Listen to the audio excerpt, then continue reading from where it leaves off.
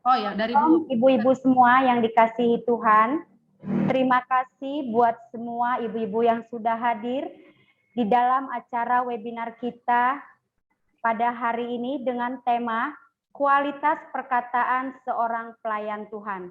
Sebelum kita masuk dalam acara webinar tersebut, kita akan mendengarkan kata sambutan pertama dari bidang Kabid P2 Wedkorda, Pendeta Sansan Suryanti.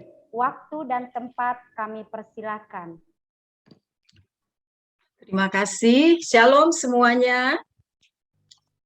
Terima kasih buat kesempatan yang diberikan kepada saya, ibu-ibu sekalian. Atas nama Ketua Bidang P2W, WBI Korda Bekasi, dan P2W, WBI Korwil-Korwil yang ada di seluruh Bekasi, kami menyambut dan berterima kasih kepada ibu-ibu semua, ataupun kalau ada bapak-bapak yang bergabung, bapak-bapak dan saudara yang telah bergabung di webinar ini. Ya, terima kasih buat peserta yang dari seluruh Bekasi tentunya, lalu juga buat peserta yang dari Bali, karena dari Bali juga sudah bilang mau join, dari Surabaya, Jawa Timur, tadi ada juga yang dari Surabaya, lalu ada juga peserta dari Pati, Jawa Tengah, dan juga peserta dari Kalimantan. Kami menyambut Bapak Ibu Saudara semua untuk bergabung bersama-sama di webinar ini. Dan terima kasih juga kepada Ibu Ike, ketua kita dari PP WBI yang sudah bergabung, walaupun sambil nyetir, luar biasa sudah memberikan waktunya. Terima kasih Bu Ike, ketua kita dari PP WBI, lalu juga ketua dari WBI Korda Bekasi, yaitu Ibu Chandra Dewi. Terima kasih Bu Chandra, juga bersama pengurus-pengurus Korda, juga ketua-ketua Korwil, juga terima kasih bersama dengan staf-staf Korwil yang ada. Dan saya tadi ini baru dapat laporan bahwa Pak Pendeta Ruben Adi masih ada Zoom ya. Jadi kita sabar, tapi tidak apa-apa, kita akan tetap mulai. Beliau sudah kasih info, ibu-ibu. Jadi nanti Pak Ruben Adi selesai dari Zoom-nya langsung akan masuk ya. Dan terima kasih juga buat beliau yang sudah meluangkan waktunya untuk Korda Bekasi di tengah-tengah kesibukannya ya. Terima kasih sekali lagi saya ucapkan kepada semua peserta pada hari ini, kiranya melalui webinar pada hari ini kita semakin diperlengkapi dalam bertutur kata, khususnya karena tema kita ya, ibu udah tahu semua, agar kita semua mempunyai kata-kata atau berkata-kata yang berkualitas dan kata-kata yang membangun pada kita semua ya khususnya. Itu aja yang dapat saya sampaikan pada sore hari ini. Sekali lagi, selamat mengikuti webinar. Tuhan Yesus memberkati. Terima kasih Ibu Sansan Suryanti, Tuhan Yesus memberkati. Berikutnya kata sambutan kedua dari Ketua WBI Korda Bekasi, Ibu Pendeta Insinyur Chandra Dewi. Waktu dan tempat dipersilakan.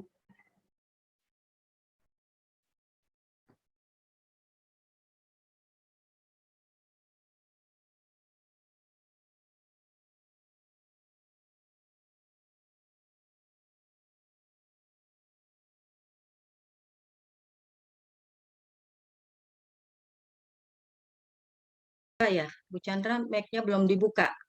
Ibu buka dulu mic-nya, Bu Chandra.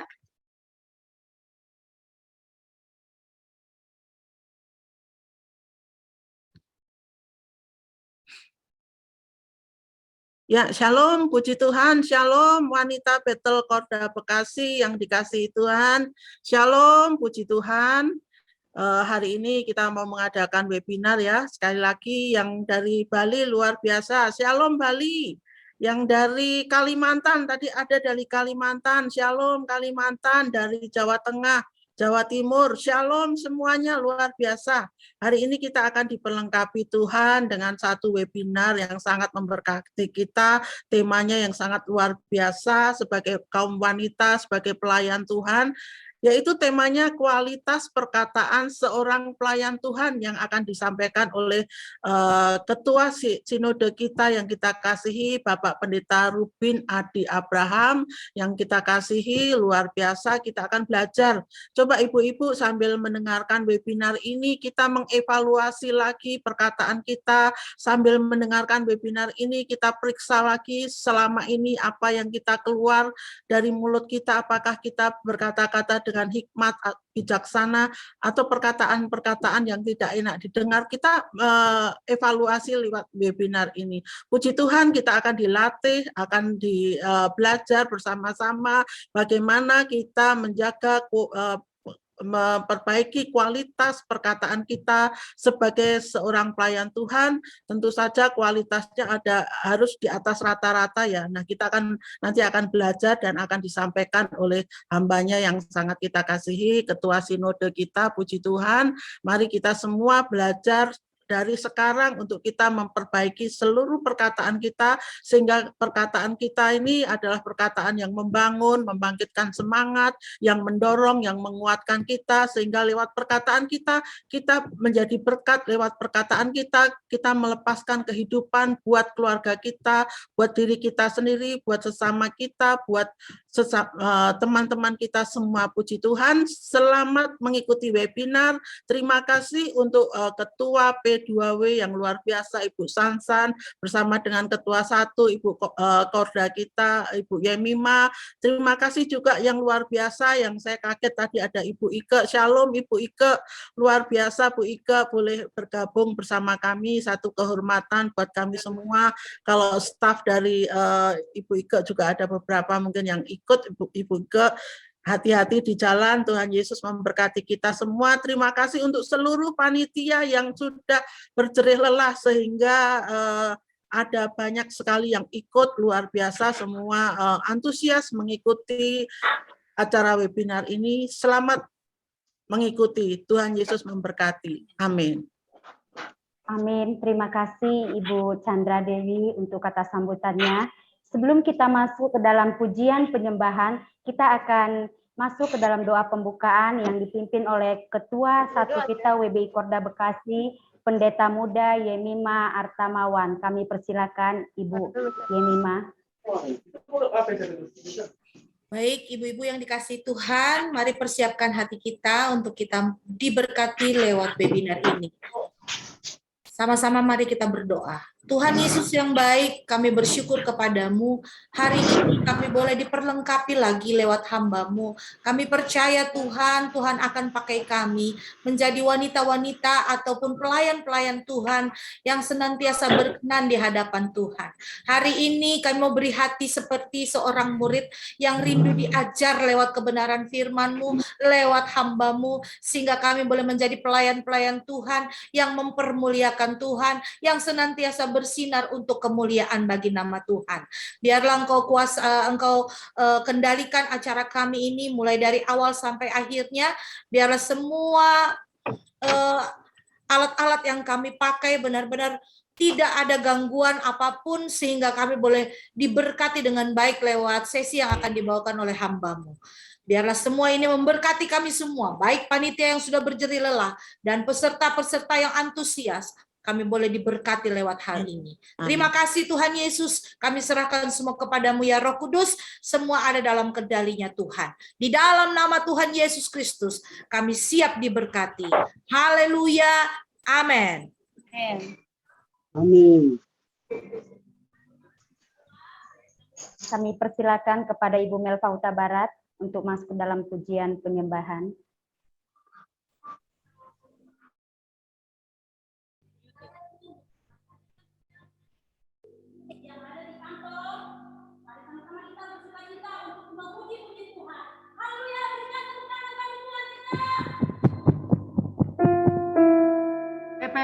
PPW tadi mic-nya tadi kencang, sekarang kenapa mengecil ya? Tadi waktu latihan bagus. Coba tes sekali lagi. Haleluya. Kayak agak jauh.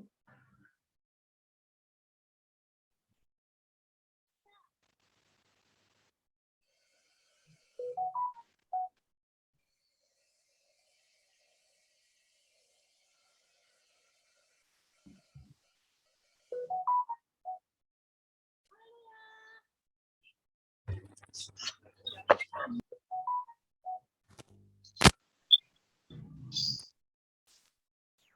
kedengeran.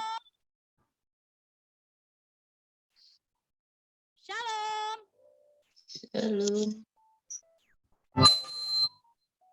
Ibu Melva suaranya tidak kedengaran, Bu. Nah, oke. Ya, barusan oke. Tampaknya kali suaranya doang. Yang lain-lain nggak ada kayaknya. Ya. Shalom, ibu-ibu terkasih dalam nama Tuhan Yesus. Shalom. Apakah suara saya sudah kedengaran? Kalau sudah kedengaran, boleh angkat jempolnya. Haleluya, puji Tuhan. Mari Bapak Ibu semuanya, saya ajak kita untuk bersukacita sore hari ini, untuk memuji-muji Tuhan kita yang dahsyat. Katakan haleluya. Haleluya. Mari sama-sama tepuk tangan.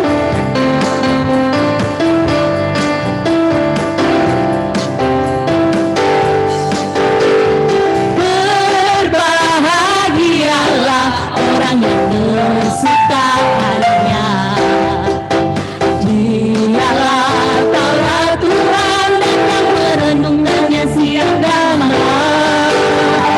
Dia seperti pohon yang ditanam di tepi aliran air, yang menghasilkan buahnya pada musimnya. Katakan berbahagia.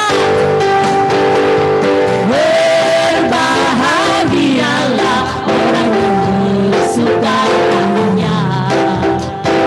Dialah Taurat Tuhan dan yang merenungkannya siang dan malam.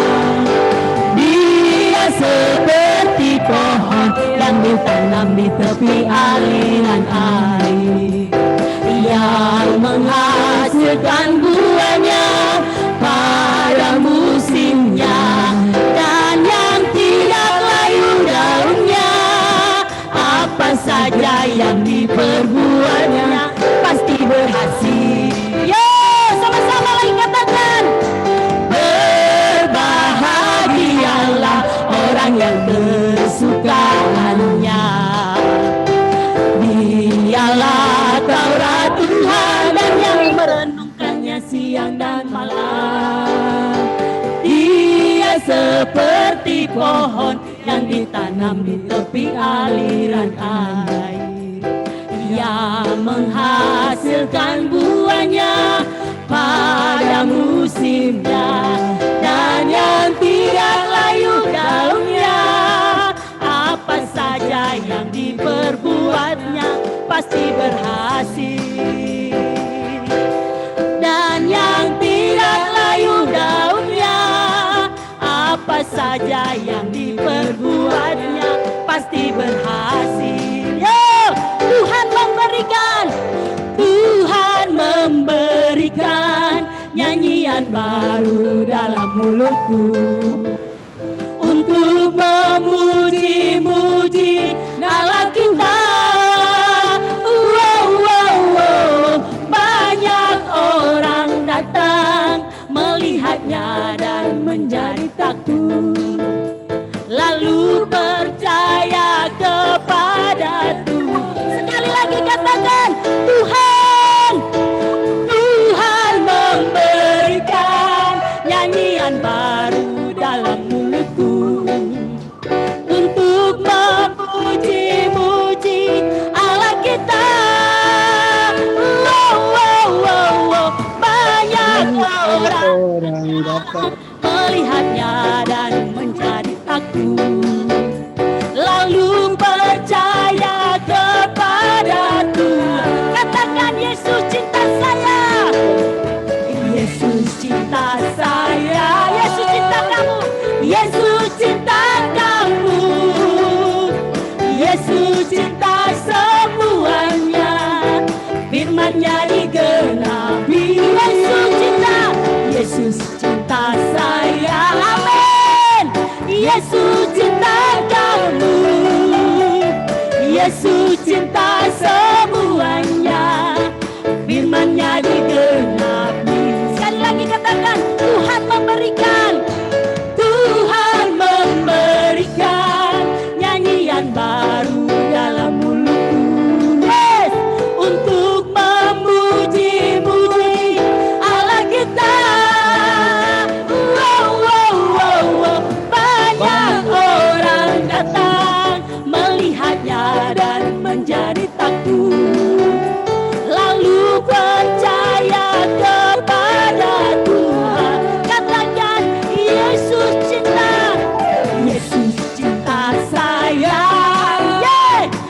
Yesus cinta kamu, amin.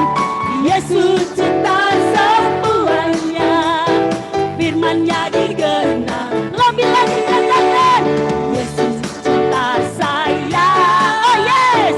Yesus cinta kamu, Yesus cinta semuanya, firman-Nya digenang. Sama-sama sekali lagi katakan, satu tangan katakan, Yesus. Yesus cinta saya.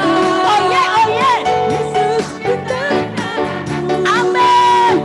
Yesus cinta semuanya, firman-Nya digenapi. Oh, Yesus cinta saya. Amin. Yesus cinta kamu. Yesus cinta semuanya, firman-Nya digenapi. Firman-Nya digenapi. Firman-Nya digenapi. Katakan haleluya. Haleluya. Haleluya. Haleluya. Mari sama-sama saya mengajak ibu semuanya untuk kita masuk dalam hadirat Tuhan lebih lagi. Horabaya shikarabaya rabala bala bala bala bala bala bala bala bala. Horabaya shikarabaya rabaya rabaya bala bala bala bala bala bala bala bala bala. Kami sungguh percaya sore hari ini Tuhan, bahwa kami menyembah Allah yang hidup, Allah yang dahsyat, Allah yang luar biasa dalam hidup kami. Kami memuji-muji Engkau Tuhan, mulut kami, hati kami, tangan kami angkat menyembah-Mu Tuhan. Haleluya. Oh, kami rindu Engkau sore hari ini Tuhan, lebih lagi di dalam hidup kami Tuhan. Terima kasih.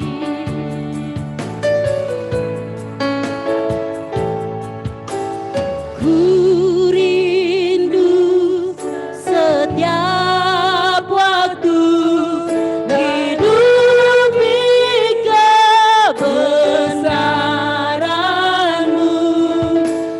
bukan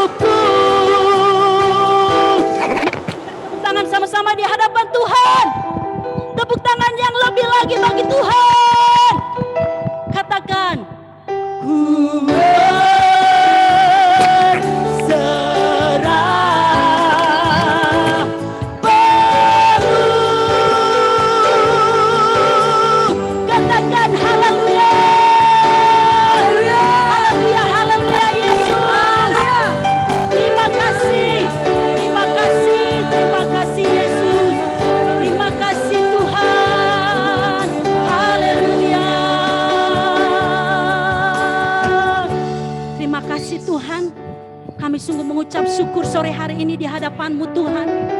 Sebab Engkau Bapa kami yang sungguh baik Tuhan. Engkau Bapa kami yang sungguh dahsyat di dalam hidup kami. Sore hari ini Tuhan, kami serahkan semuanya di hadapan-Mu Tuhan.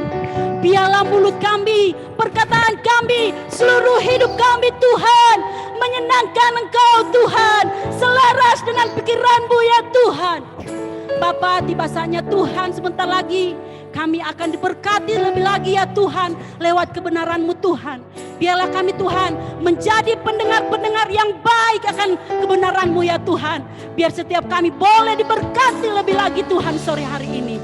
Terpujilah Engkau Tuhan, terpujilah Engkau Bapa, dahulu, sekarang dan selamanya. Kasih-Mu yang tak pernah berubah, kasih-Mu selalu baru di dalam hidup kami.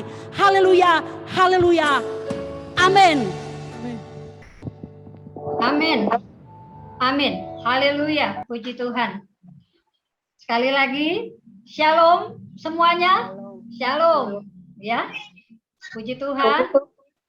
Kita dihadiri oleh banyak peserta dari luar kota juga. Shalom Kalimantan. Shalom Bali. Shalom Surabaya. Shalom Jawa Tengah. Dan shalom semuanya. Khususnya shalom kepada Bapak Pendeta Rubin Adi Abraham yang menjadi pembicara kita pada sore hari ini. Baik, Bapak Ibu Saudara yang terkasih dalam Tuhan Yesus Kristus, saatnya kita akan mendengarkan materi dengan tema kualitas perkataan seorang pelayan Tuhan yang akan disampaikan oleh hambanya, Bapak Pendeta Dr. Rubin Adi Abraham, MTH.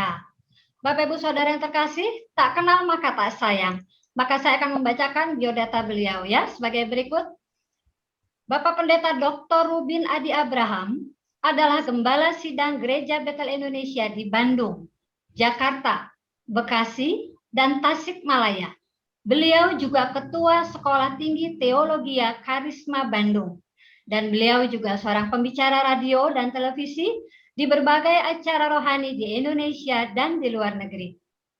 Saat ini, Bapak Pendeta Dr. Rubin Adi Abraham adalah Ketua Umum Badan Pekerja Harian Sinode Gereja Betel Indonesia. Beliau juga seorang hamba Tuhan yang dipakai dalam penggembalaan, misi, dan juga dalam organisasi Kristen. Mari Bapak Ibu Saudara yang terkasih, kita siapkan hati, siapkan diri kita untuk diperlengkapi lebih lagi melalui materi ini akan disampaikan oleh hambanya. Tuhan Yesus memberkati, kami persilahkan kepada Bapak Pendeta Dr. Rubin Adi Abraham, silakan. Selamat siang ibu-ibu yang dikasihi oleh Tuhan Yesus Kristus. Shalom. Bapak ini rupanya Pak. Shalom. Saya percaya kita semuanya dalam keadaan sehat karena anugerah pertolongan Tuhan. Selalu semangat di dalam Tuhan, tetap sehati menuntaskan amanat agung Tuhan Yesus Kristus. Saya berterima kasih kepada pengurus Korda WBI Bekasi, ketua-ketua Korwil, juga mungkin dari pengurus pusat ya, yang ada yang hadir, juga dari berbagai wilayah provinsi yang lain.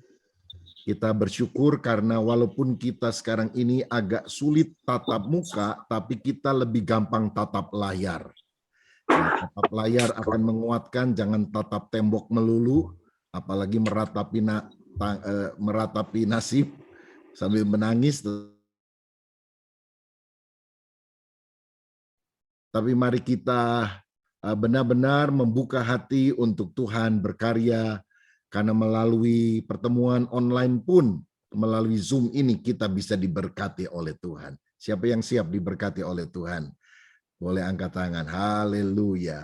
Mari kita berdoa sekali lagi. Bapa, urapilah hamba-Mu dan kami semua, sehingga kebenaran firman jatuh pada tanah hati yang baik, dan jika ada acara tanya jawab untuk hal-hal yang praktis dan implementatif di dalam kehidupan kami sebagai ibu rumah tangga, sebagai pelayan Tuhan, sebagai hamba Tuhan, biarlah Tuhan sendiri akan menuntun, memberikan hikmat kepada kami, supaya apa yang kami bahas pada hari ini sungguh-sungguh bisa diterapkan dalam hidup sehari-hari. pengurapan Roh Kudus atas kami dalam nama Yesus. Haleluya.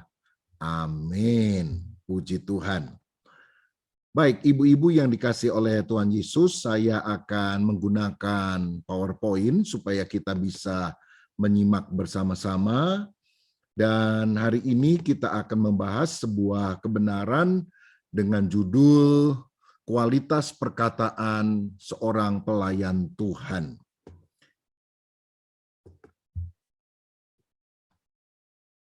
Kualitas perkataan seorang pelayan Tuhan.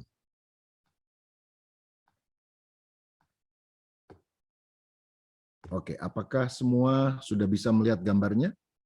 Sudah, Pak. Oke, ya, terima kasih. Kualitas perkataan seorang pelayan Tuhan. Yang pertama, kita harus memahami tentang pelayan Tuhan dan perkataannya. Saudara sekalian, menjadi seorang pelayan Tuhan adalah anugerah Tuhan yang luar biasa. Kita dijadikan anak Tuhan, diselamatkan sudah anugerah. Apalagi dijadikan pelayan Tuhan, dijadikan hamba Tuhan, orang kepercayaan Tuhan.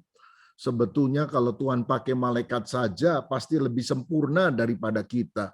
Tapi kita debu tanah yang banyak salah ini diangkat oleh Tuhan untuk melayani Dia. Jadi kalau kita melayani, kita nggak boleh sombong.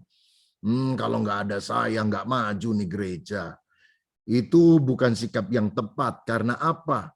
Karena anugerah kalau kita ini bisa melayani. Pelayanan itu bukan beban, tetapi sebuah kehormatan. Rasul Paulus dalam 1 Korintus 15 ayat 10 dan 11 berkata, tetapi karena kasih karunia Allah, aku adalah sebagaimana aku ada sekarang, dan kasih karunia yang dianugerahkannya kepadaku tidak sia-sia. Sebaliknya aku telah bekerja keras, lebih daripada mereka semua, tetapi bukannya aku, melainkan kasih karunia Allah yang menyertai aku. Jadi kalau aku selamat ini karena anugerah Tuhan, dan karena anugerah yang sangat besar itu, aku bekerja lebih keras daripada yang lain. Kalau kita sadar kita menerima anugerah, kita nggak santai, ibu-ibu. Kita justru pada masa pandemi seperti ini bekerja lebih keras untuk memenangkan jiwa, bercerita tentang Yesus, karena banyak orang sekarang takut mati, minimal takut sakit. Dan kita perlu memberitakan kabar baik, evangelion, kabar sukacita, Injil tentang Yesus Kristus. Ini yang dilakukan Paulus, dia bekerja keras, menanam begitu banyak jemaat, menulis hampir setengah kitab perjanjian baru. Karena apa? Dia sadar melayani itu adalah sebuah kasih karunia. Bahkan di ayat 11 dikatakan, sebab itu baik aku maupun mereka, demikianlah kami mengajar dan demikianlah kamu menjadi percaya. Kerja keras itu dinyatakan dalam wujud mengajar orang banyak dengan kebenaran firman. Dia menggunakan mulutnya bukan untuk memaki, bukan untuk mengancam orang seperti pada waktu dia belum bertobat. Tapi sekarang dia memakai mulutnya untuk melakukan pengajaran firman dan orang-orang percaya, orang-orang bertumbuh secara rohani. Saya percaya kalau para wanitanya Allah yang hadir di dalam layar Zoom ini mengambil keputusan untuk menghargai anugerah Tuhan lebih lagi dibandingkan dengan waktu yang lalu. Lalu lebih banyak mengajar orang banyak, wanita-wanita yang lain dengan kebenaran firman. Wow, hidup kita akan sangat berdampak. Dalam 1 Korintus 6 ayat 20 dikatakan, sebab kamu telah dibeli dan harganya telah lunas dibayar, karena itu muliakanlah Allah dengan tubuhmu. Kita ini sudah dibeli dengan darah Yesus, sudah dibayar lunas, nggak dicicil loh saudara. Ya kadang-kadang ibu-ibu kalau beli sesuatu masih kredit tuh, masih dicicil. Tuhan nggak bayar kita cicilan, Dia bayar kontan di atas kayu salib. Pernah dengar nggak ada orang bilang gini, ngapain saya pelayanan? Saya kan bukan full timer, saya kan nggak digaji sama gereja. Wah, itu kan suka-sukanya saya kan sukarelawan. Kalau saya suka, saya rela. Kalau saya tidak suka, saya tidak rela. Oh, ngawur ini saudara sekalian. Ya, ada yang pernah dengar, saya nggak digaji, jadi ya mau-maunya saya. Saya mau bilang, kita semuanya sudah dibayar lunas oleh Tuhan Yesus. Jangan bilang saya nggak dibayar, pelayanan nggak dibayar. Kita sudah dibayar, bayarnya bukan belakangan, bayarnya sudah di depan. Orang lain kerja dulu baru dibayar. Kita belum ngapa-ngapain masih berdosa, sudah dibayar dengan darah Yesus, diselamatkan. Jadi kalau ada orang bilang, saya kan nggak dibayar, itu kemungkinannya dua. Pertama, dia belum lahir baru. Jadi dia nggak sadar, dia sudah dibayar dengan darah Yesus. Yang kedua, dia sudah lahir baru, tapi nggak sadar, nggak ngeh bahwa sebetulnya Tuhan sudah melunasi segala dosanya.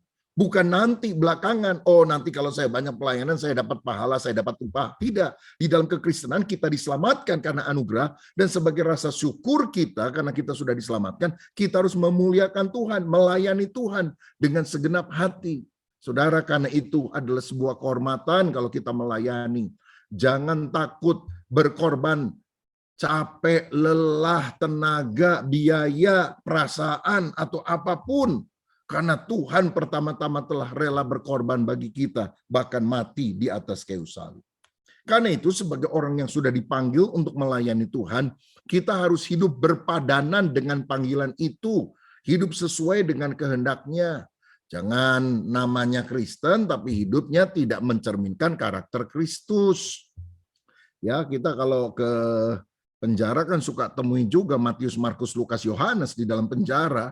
Ya namanya Kristen semuanya, tetapi hidupnya tidak berpadanan sebagai pengikut Kristus. Tuhan mau kita hidup sesuai dengan firman. Nah, salah satu aspek yang kita mau bahas sore hari ini adalah hidup berpadan dengan panggilan Tuhan dalam perkataan.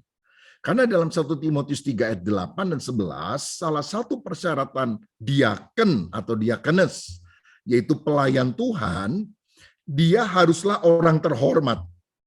Jangan bercabang lidah, istrinya jangan pemfitnah, tapi dapat menahan diri dan dapat dipercayai dalam segala sesuatu.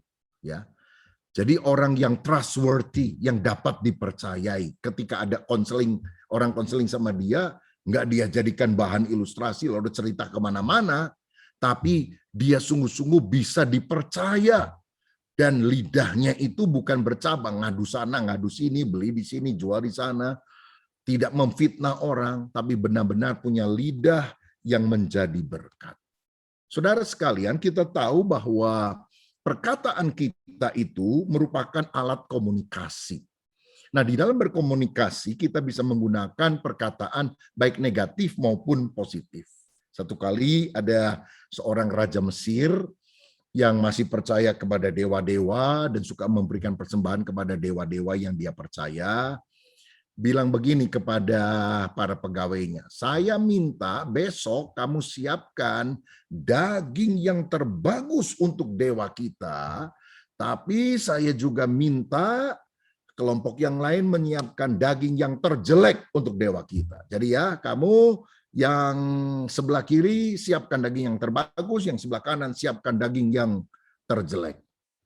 Saudara, mereka bingung juga, apa daging terbagus, apa daging terjelek. Kalau salah, wah bisa dihukum mati nih sama Firaun, raja Mesir ini. Dan besoknya mereka membawa daging yang terbagus. Apa itu daging yang terbagus? Wagyu? Bukan.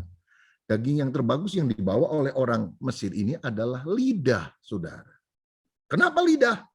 Oh, sebab dengan lidah kita bisa memuji-muji orang dan menyenangkan orang. Sedangkan pegawai yang lain membawa daging terjelek. Apa?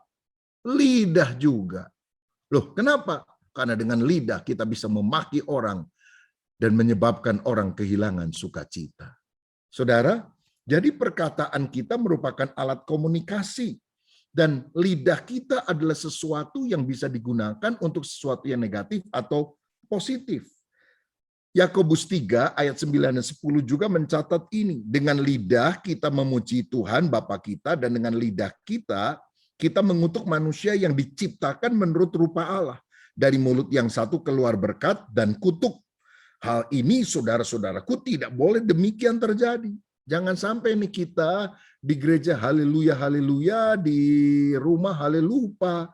Karena kita sudah mengucapkan kata-kata yang tidak berkenan kepada Tuhan. Saya ingat satu kali ada seorang anak. Sudah diajarin sama ibunya untuk ulangan nilainya bagus. Ternyata waktu pulang sekolah dilihat nilai ulangannya dapat 3, saudara. Wah, dimarah-marah sama mamanya. Dasar kamu, anak bego, katanya. Anaknya kaget. Mama kan pengurus WBI. Kenapa kok Mama ngomong kasar, bilang bego sama saya?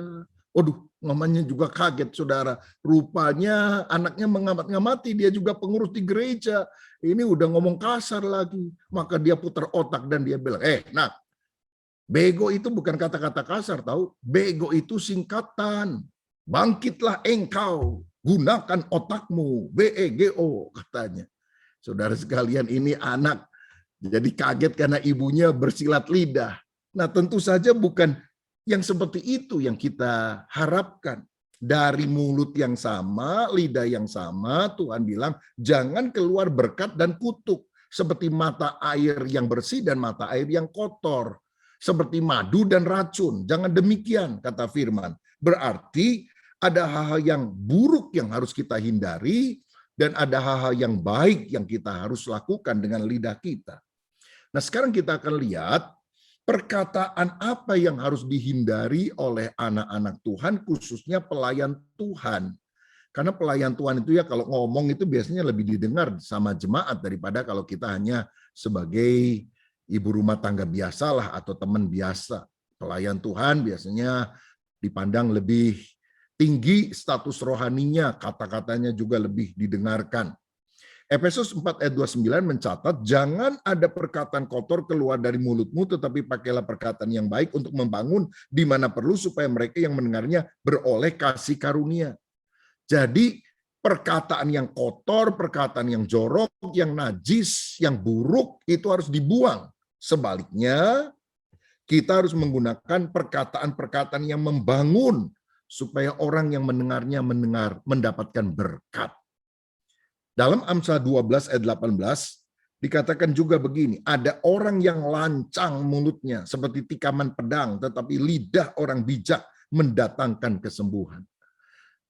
Saudara, bagaimana dengan lidah kita? Apakah membawa kesembuhan bagi batin yang sedang luka, ataukah sebaliknya perkataan kita lancang, menusuk, menyalahkan, merendahkan lawan bicara? Saudara, ada orang kalau ngomong itu nyelekit luar biasa. Seperti ada pisau silet di mulutnya, saudara sekalian. Kamu udah miskin, berani-berani ngomong gini sama saya. Itu menyinggung banget, saudara. Nah, jadi betapa kita harus menjaga lidah kita dari hal-hal yang semacam itu. Tuhan tidak mau kita jadi pemfitnah, orang yang bercabang lidah, menyebarkan hoax. Daripada sedemikian, kita harus mengekang lidah kita. Karena dalam Yakobus 1 ayat 26 dikatakan begini, jikalau ada orang yang menganggap dirinya beribadah tetapi tidak mengekang lidahnya, ia menipu dirinya sendiri, maka sia-sialah ibadahnya.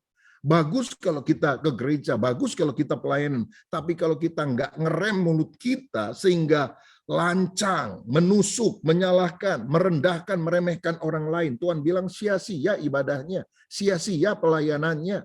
Ya, ada ibu-ibu rajin ke WBI, rajin pelayanan di gereja, tapi itu loh mulutnya suka adu domba orang sana sini. Saya mau bilang, kita nggak akan dapat pahala loh dari Tuhan. Walaupun pelayanannya luar biasa, ya ke gereja setiap hari, tapi kalau mulutnya tidak dikekang, bukan saya yang bilang, Alkitab yang bilang, sia-sia ibadahnya, sia-sia pelayanannya. Betapa kita harus menjaga mulut kita ini. Dalam Mazmur 141 ayat 3, pemazmur berkata begini, ya. Awasilah mulutku ya Tuhan, berjagalah pada pintu bibirku. Ini pemazmur bilang, Tuhan kasih gembok di mulut saya. Kasih pengawal di sini. Kalau mulutku mau ngomong sesuatu yang negatif, yang buruk, yang bertentangan dengan firman, stop. Gitu. Karena itu, ibu-ibu, kalau kita mau ngomong sesuatu, coba pikir baik-baik 3 kriteria ini. Pertama, apakah hal itu benar? Cek and recheck dulu. Termasuk sekarang kalau kita mau forward berita di WA group dan sebagainya. Apakah ini benar? Jangan-jangan hoax. Yang kedua, apakah ini perlu? Ini benar kok. Saya yakin sumbernya benar. Ya, tapi apakah perlu kita sampaikan kepada orang lain? Perlu juga dia tahu. Yang ketiga, apakah ini akan membangun orang itu? Walaupun itu benar, walaupun mungkin itu perlu kita sampaikan, tapi kalau membuat orang lemah, buat apa kita sampaikan? Jadi mesti ada filter gitu loh dalam kehidupan kita. Saya percaya mulut kita harus dijaga karena satu kali kita harus tanggung jawab kepada Tuhan. Matius 12 ayat 36. Tetapi aku berkata kepadamu, setiap kata sia-sia yang diucapkan orang harus dipertanggungjawabkannya pada hari penghakiman. Karena menurut ucapanmu engkau akan dibenarkan dan menurut ucapanmu pula engkau akan dihukum. Jadi ingat mengapa kita harus memiliki kata-kata yang benar dan membuang kata-kata yang busuk, yang bohong, yang penuh fitnah, karena kita harus tanggung jawab kepada Tuhan pada hari penghakiman. Ya, mari kita tidak punya kata-kata yang suka mengancam. Awas ya, kalau kamu masih begini, mama pukul kamu, mama tidak kasih makan kamu. Mungkin kita bisa marah, tapi dengan cara yang lebih baik. Ya, kadang-kadang istri juga suka ngancem-ngancem suami. Awas ya, kalau tidak nuruti maunya saya tidak layani. Nah, ini juga mengancam. Satu kali ada seorang suami yang ditanya sama temennya laki, aku dengar kamu itu nggak pernah marah ya sama istri kamu. Apa benar? Iya benar. Istri kamu baik banget memang? Enggak. Kadang nyebelin. Tapi kenapa kamu nggak berani marah? Begini ceritanya, waktu kami itu masih pengantin baru, istri saya beli kucing. Nah, ketika dia kasih makan itu kucing, ini kucing masih liar rupanya, mencakar tangan istri saya. Dia nggak marah loh, sabar banget orangnya. Dia cuma bilang 1, katanya. Besoknya dia kasih makan lagi tuh kucing. Dicakar lagi untuk kedua kali. Dia juga tetap nggak marah. Dia cuma bilang 2. Hari ketiga, dia kasih makan lagi tuh kucing. Dicakar lagi sama kucing. Istri saya juga tetap sabar. Dia cuma bilang 3. Dia malah kasih makanan lagi yang kelihatannya lebih banyak. Kucing seneng makan makanan ini. Nggak lama, kelepek, mati. Rupanya diracun. Wih, melihat itu kaget sekali suaminya. Dia bilang, wah kamu pembunuh berdarah dingin. Masa kucing kamu racun? Kamu saya pikir sabar banget, nggak marah. Tapi kamu ngeracun, itu jahat bener. Istrinya diam aja saudara. Wah dimaki-maki sama suaminya. Tiba-tiba istrinya bilang 1, katanya. Dan suaminya bilang sejak itu saya nggak berani marahin istri saya. Takut 2, 3, matilah dia, saudara sekalian. Wah ini mengancam ini bahaya ini ya. Jadi sebagai seorang anak Tuhan, hamba Tuhan, kita jangan suka pakai mulut kita mengintimidasi, mengancam orang lain. Ya kalau udah 1, wah bahaya ini ya. Mudah-mudahan tidak ada ibu-ibu di tempat ini yang suka mengancam demikian, apalagi kepada suaminya. Haleluya. Nah, bagian berikutnya saya ingin jelaskan bagaimana kalau kita tadi sudah melihat hubungan antara seorang pelayan dengan perkataannya dan kita harus menjauhkan perkataan yang tidak baik di dalam kehidupan kita, menghindarkan hal-hal yang buruk. Maka yang ketiga sekarang kita harus mengembangkan kuasa dalam perkataan. Ya, kita harus mengembangkan kuasa perkataan. Saudara sekalian, kita harus sadar bahwa perkataan kita itu ternyata berkuasa. Ada penelitian sekian tahun yang lalu yang dilakukan oleh Profesor Masaru Emoto dari Jepang dalam bukunya The Hidden Message in Water. Jadi ada pesan tersembunyi dalam air. Buku yang lain The True Power of Water, ya.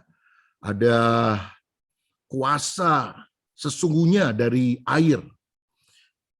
Dalam penelitian ini tunjukkan bahwa pikiran, kata-kata, emosi, doa, bahkan musik yang diperdengarkan itu ternyata memiliki efek langsung pada pembentukan kristal air. Jadi saudara sekalian, kalau dia ngomong gini ya, thank you, arigato, atau terima kasih. Maka kristal air itu ternyata kalau dilihat dalam pembesaran mikroskop lalu difoto dengan kecepatan tinggi, maka ternyata air yang tidak karuan bentuknya itu membentuk seperti sebuah permata yang indah. Seperti kristal yang luar biasa. Kalau bicara soal damai sejahtera, peace, ya, maka membentuk juga seperti cincin yang bagus, ya, cincin berlian yang bagus. Love juga menunjukkan bentukan yang indah. Tapi ini yang di bagian bawah, I will kill you, aku akan bunuh kamu. Ketika kata-kata itu diucapkan kepada air, saudara, aku akan bunuh kamu, I will kill you, I will kill you. Itu waktu dilihat dengan mikroskop, itu berantakan bentuknya. Lalu ini Fujiwara sebelum didoakan, ya, ini bentuknya seperti begini, saudara sekalian. Lalu yang bawah, Fujiwara after prayer, setelah didoakan, bentuknya berubah menjadi bagus. Nah, ini penelitian yang dilakukan oleh Profesor Masaru Emoto, dan bukunya menjadi bestseller di dunia, dan dia menulis banyak buku-buku lain yang laris tentang adanya kuasa dari air. The true power of water. Tapi menurut saya, mungkin kalimat yang lebih tepat adalah the true power of word. Ya, kuasa dalam perkataan. Sebab ketika dia mengatakan thank you, love, maka bentukan yang bagus muncul ketika diteliti dari air itu. Tapi ketika dia bilang, I will kill you, aku akan membunuh kamu, itu ada the power of word, ada kuasa dalam perkataan yang menyebabnya bentuk air itu berantakan. Saudara tahu, sekitar 70% dari tubuh manusia terdiri dari air. Jadi kalau kita mengucapkan kata-kata berkat, maka hidup kita akan sehat. Aduh, mati gua. Bisa mati beneran, saudara. Mana tahan, mana bisa. Benar-benar kita akan mengalami hal semacam itu. Tapi kalau kita bilang, bersama Tuhan aku lakukan perbuatan gagah perkasa, maka kita bisa mengatasi semuanya dengan pertolongan Tuhan, saudara. Ini yang kita harus lakukan di dalam kehidupan. Haleluya. Saudara bisa lihat gambarnya? Oh, tidak muncul gambarnya.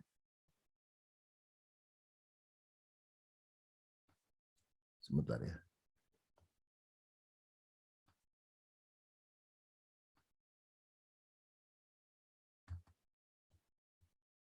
Ya, bisa lihat ya gambarnya.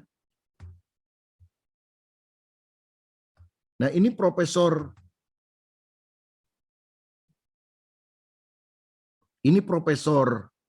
Masaru Emoto dalam bukunya, lihat ketika dia bilang peace, damai sejahtera, maka bentukannya bagus dari air. Ketika dia bilang thank you, bagus. Love, bagus. Tapi I will kill you, bentukannya menjadi sangat buruk, saudara sekalian. Juga dibandingkan Fujiwara before prayer, kacau bentuknya, menyeramkan. Dan Fujiwara after prayer, bentuknya menjadi sangat indah. The true power of word sebetulnya. Nah, di dalam Bilangan 14 ayat 28, firman Tuhan juga berkata demikian. Katakanlah kepadaku, demi aku yang hidup, demikianlah firman Tuhan, bahwasanya seperti yang kamu katakan di hadapanku, demikianlah akan kulakukan kepadamu. Orang Israel itu ngomel terus di padang gurun. Wah, mendingan mati daripada begini. Mendingan balik lagi ke Mesir. Dan apa akibatnya, saudara sekalian? Tuhan bilang, seperti yang kamu ucapkan di hadapanku, aku akan lakukan kepadamu. Nah, itu sebabnya kalau kita mengucapkan hal-hal yang buruk, maka hal yang buruk itu bisa datang. Tapi sebaliknya kalau kita mengucapkan perkataan firman, hal-hal yang baik itu akan muncul dalam kehidupan kita. Jadi bagaimana supaya kita melihat masa depan yang baik?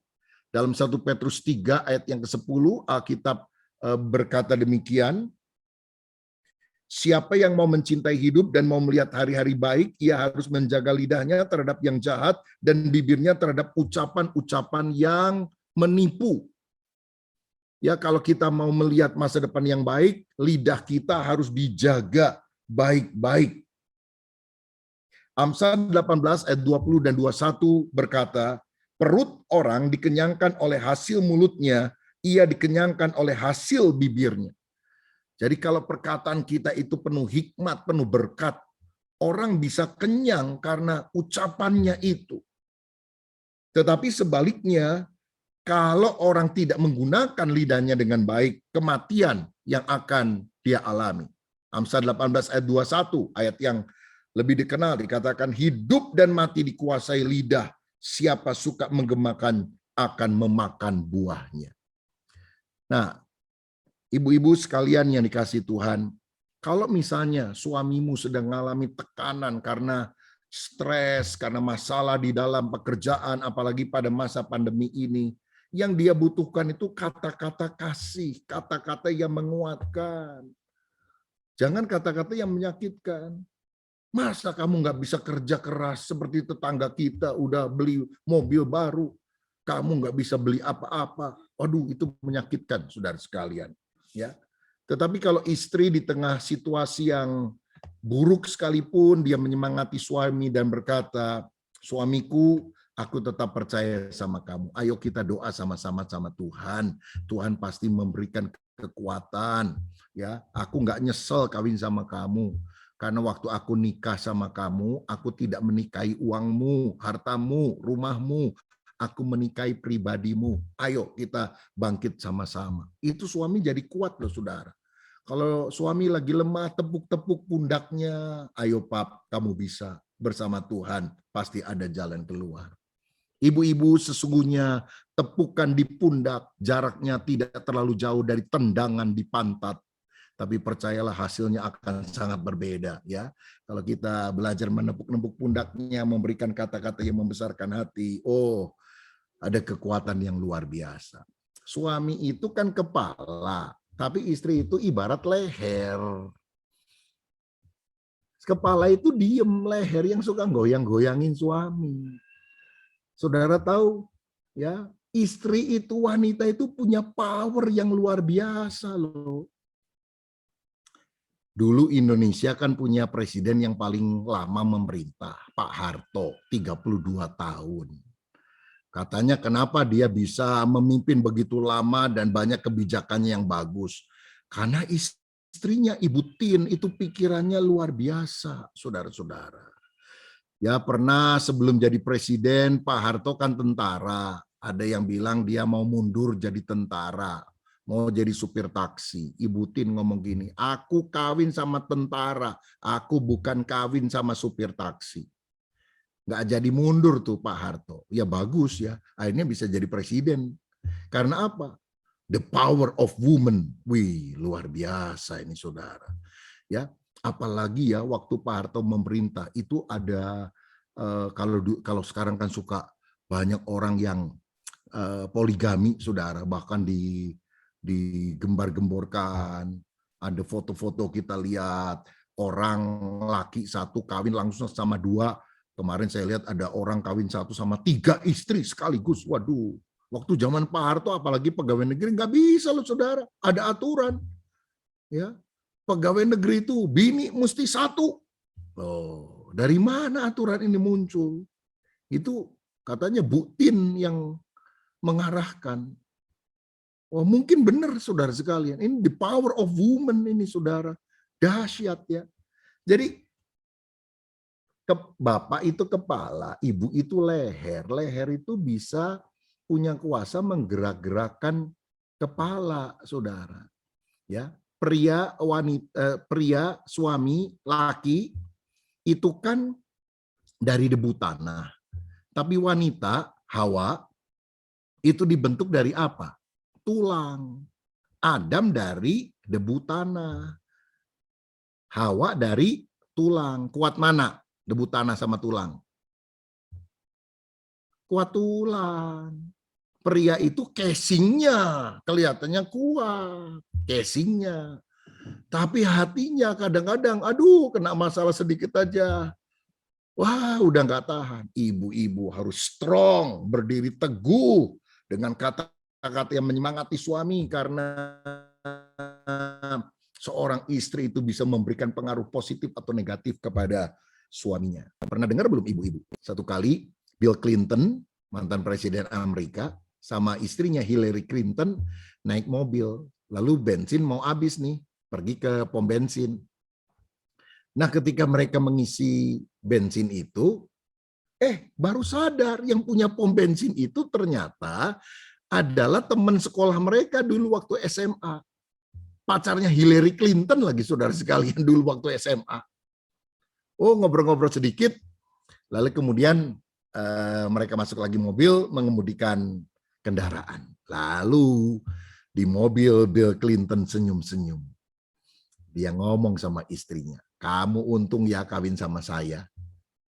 Kamu jadi istri presiden sekarang. Coba kamu kalau kawin sama pacar kamu dulu itu, kamu jadi istrinya pemilik pom bensin, tahu? Tapi Hillary bilang begini, salah.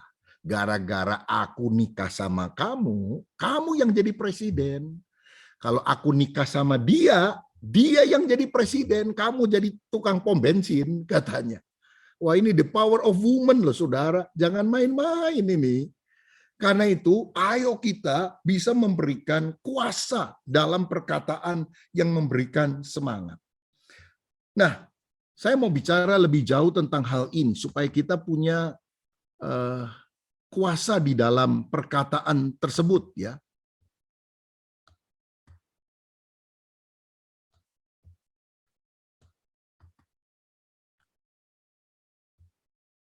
Ya, saudara, kita harus punya kuasa dalam perkataan. Itu disebut sebagai perkataan iman yang memiliki daya cipta. Dalam Matius 21 ayat 21, Yesus menjawab, aku berkata kepadamu, sesungguhnya jika kamu percaya dan tidak bimbang, kamu bukan saja akan dapat berkata apa yang kuperbuat dengan pohon ara itu, tetapi juga jikalau kamu berkata kepada gunung ini, beranjaklah dan tercampaklah ke dalam laut, hal itu akan terjadi. Kalau kita ngomong dengan iman kepada gunung ini, pindah, maka hal itu akan terjadi. Jadi betapa hebatnya perkataan yang penuh dengan kuasa.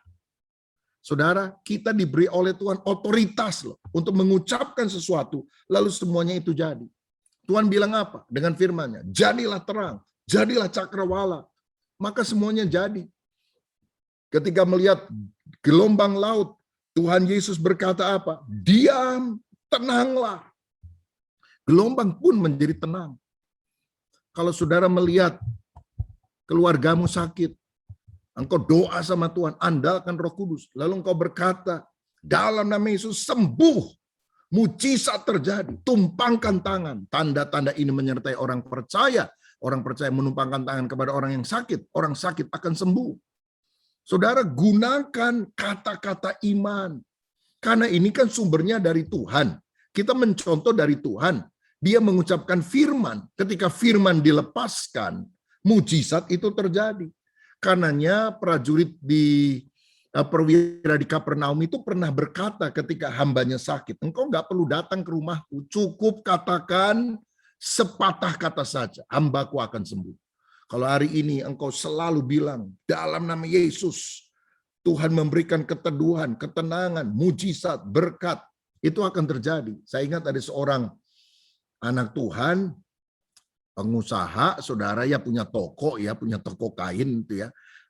Lagi kondisi gini kan kadang-kadang usaha juga agak terganggu nih karena PPKM dan sebagainya. Aduh, dia perlu duit, ini kain-kain yang dia jual nggak laku-laku, lalu dia ingat firman Tuhan, kalau orang percaya berkata kepada gunung ini pindah, maka gunungnya bisa pindah. Jadi sejak hari itu, pagi-pagi sebelum tokonya buka, dia tumpang tangan tuh pada tumpukan kain-kain yang belum laku yang dia mau jual. Dalam nama Yesus, pergi, laku, laris.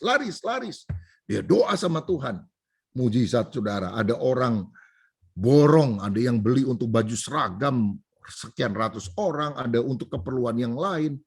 sehingga laku dagangannya. Ini kuasa perkataan iman, otoritas yang kita harus gunakan di dalam nama Tuhan Yesus Kristus. Nah, kadang-kadang tanpa sadar kita ini punya self-talk, pembicaraan dengan diri sendiri. Kadang kalau kita ngaca, sebelum kita ngomong, kaca sudah ngomong dulu, jelek lo. Kamu nggak disayang sama suami. Kamu bukan ibu yang baik. Tuhan juga nggak sayang sama kamu. Oh saudara, sebelum kita khotbahin kaca khotbahin kita dulu. Tapi saya mau bilang ini, dengarkan baik-baik. Saya bukan apa yang orang katakan tentang saya. Orang bilang kamu ibu yang nggak bisa ngatur rumah tangga, kamu nggak dikasih Tuhan, kamu orang gagal. Saya bukan apa yang orang lain katakan tentang saya. Saya bilang lagi, saya bukan apa yang saya katakan tentang saya. Walaupun kau bilang, aku orang gagal, aku nggak bisa. Jangan dengar itu. Karena saya bukan apa yang orang katakan tentang saya bukan apa yang saya katakan tentang saya adalah apa yang Yesus katakan tentang saya. Amin. Kalau Yesus bilang, aku mengasihi engkau, engkau berharga di mataku, engkau mulia, aku akan memakai engkau. Dengarkan perkataan Yesus dari firman-Nya, maka iman itu akan datang. Inilah firman iman yang kita harus miliki di dalam kehidupan kita. Roma 10 ayat 8 berkata, firman itu dekat kepadamu, yakni di dalam mulutmu dan di dalam hatimu. Itulah firman iman yang kami beritakan. Kalau kita punya iman di hati dan mengucapkan dengan yakin, tulang-tulang kering saja jadi hidup kembali. Rumah tangga bisa dipulihkan. Dalam nama Yesus, damai sejahtera mengalir dalam keluargaku. Dalam nama Yesus, anak-anakku menjadi pintar. Jadi kalau ada ibu-ibu yang anaknya nilainya jelek aja. Do, re, mi, fa, mi, re, do. Anak dapat nilai 6 aja, waduh sudah syukuran. Seluruh kelas diundang. Karena untuk pertama kalinya dapat nilai 6. Didoakan, sambil tumpang tangan, ucapkan kata-kata iman. Dalam nama Yesus, jadi anak pintar. Jangan dikutuki. Anak siapa lu? Bego banget lu. Oh, saudara, jangan gitu. Ditumpangin tangan, dielus-elus. Oh, anakku, aku mengasihi engkau. Oh, anakku, betapa bodohnya engkau. Tapi walaupun kau bodoh, aku berdoa. Mujizat akan terjadi. Engkau akan jadi anak yang cerdas. Loh, perkataan iman itu seperti nubuat loh. Yang akan membuat anak yang nilainya jelek juga akan berubah makin hari makin bagus, saudara-saudara. Ya. Dan saya mau bilang firman Allah itu lebih dari kata-kata motivasi. Banyak orang suka dengan kata-kata motivasi, kata-kata mutiara. Bahkan ada gereja kadang-kadang kalau khotbahnya tidak terlalu banyak mengutip firman, lebih banyak kata-kata motivasi. Saya mau bilang kata-kata motivasi itu ada gunanya waktu kita sehat, waktu kita ada di dunia. Berakit-rakit ke hulu, berenang-renang ke tepian. Bersakit-sakit dahulu, bersenang-senang kemudian. Oh, itu kata-kata mutiara, boleh juga. Tapi kalau ada orang sudah di ICU atau udah mau mati, udah sekarat, udah gemeter, tahu ajal menjemput tidak lama lagi. Saya berapa kali mengunjungi jemaat seperti itu. Lalu saya bilang, Ibu, apa yang saya bisa doakan? Dia bilang, Pak Pendeta, tolong bacakan saya firman Tuhan. Saya bacakan Mazmur 23. Tuhan adalah gembalaku. Tak akan kekurangan aku. Ia membaringkan aku di padang yang berumput hijau. Ia membimbing aku ke air yang tenang. Ia menyegarkan jiwaku. Sekalipun aku berjalan dalam lembah kekelaman, aku tidak takut bahaya. Gadamu dan tongkatmu, itu yang menyertai memberikan kekuatan kepadaku. Itu ibu tenang, saudara. Dia bilang, Tuhan Yesus, saya sudah siap. Itu kuasa firman itu dahsyat loh. Kalau kita ucapkan dengan iman, jangan cuma kata-kata mutiara, Ibu. Izinkan aku menjelang ajalmu menyampaikan kata-kata mutiara kepadamu. Berakit-rakit ke hulu, berenang-renang ke tepian. Bersakit-sakit dulu, mati kemudian. Mati beneran, saudara sekalian.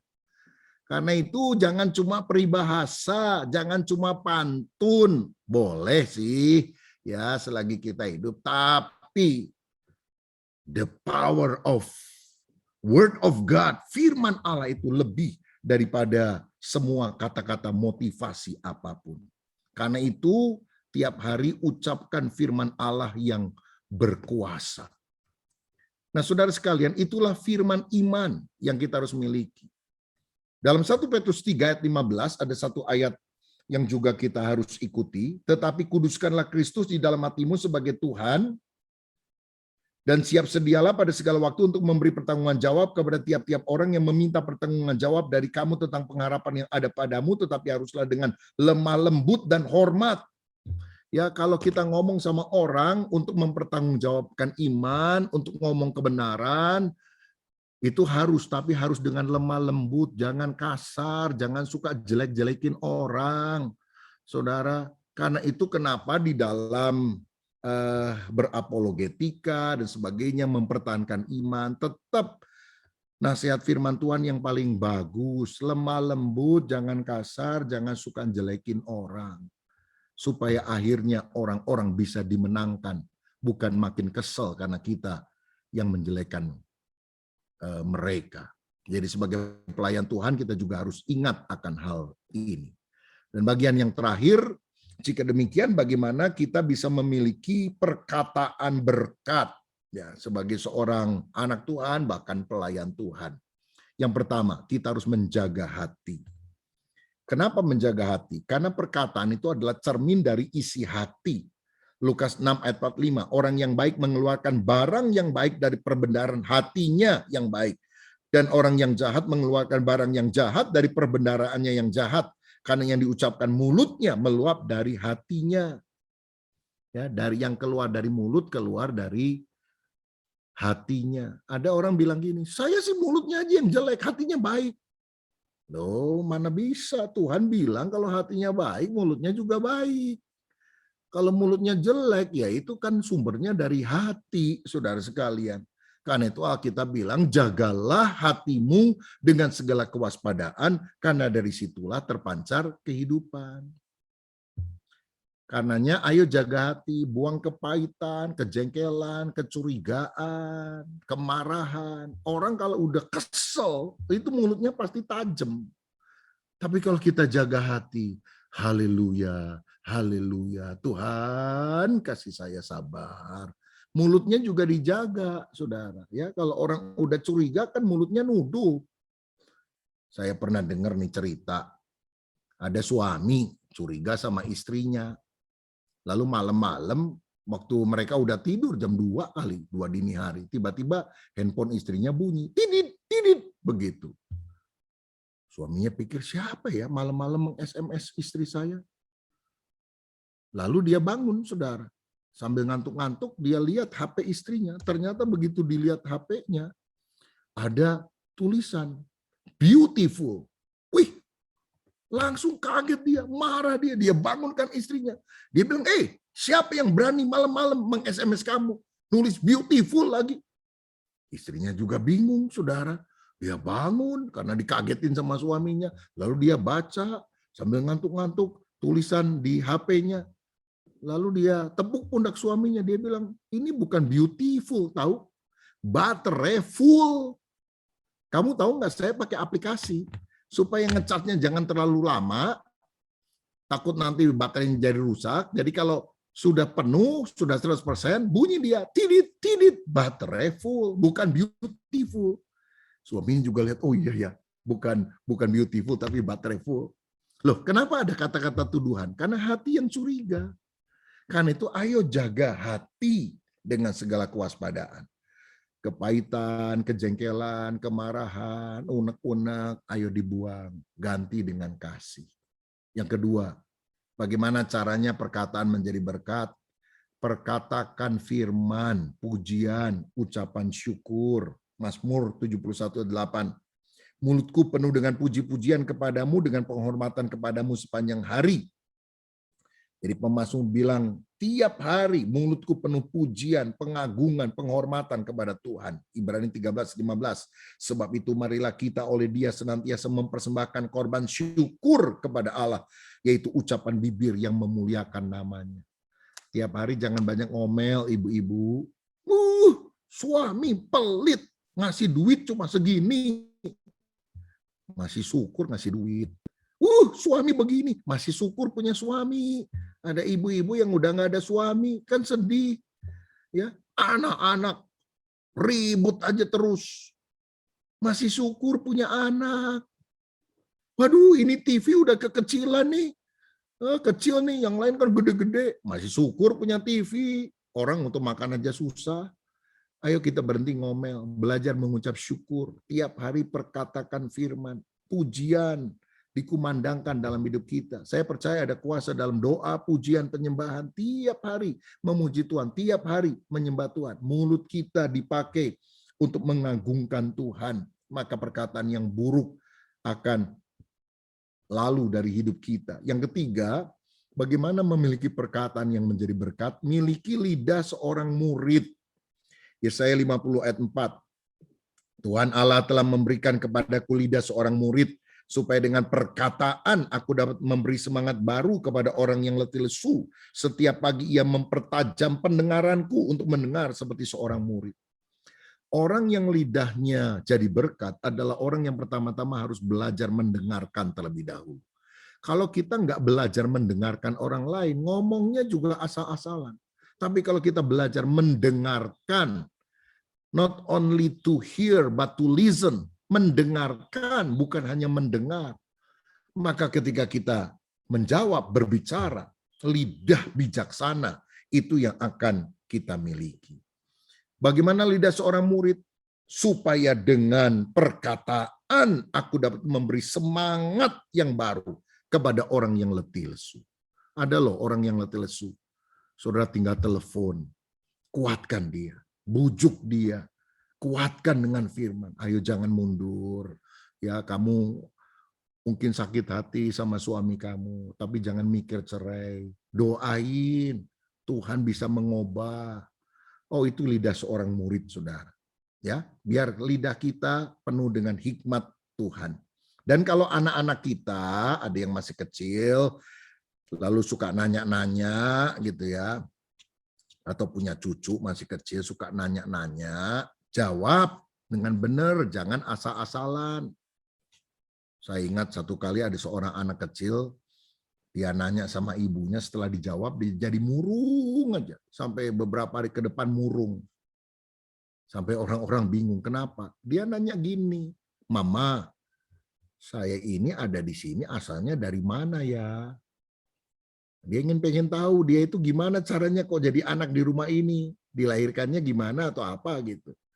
Mamanya lagi sibuk, kamu tahu nggak, kamu itu dulu dibawa burung bangau, jadi kamu datang ke sini. Sejak itu si anak stres, saudara.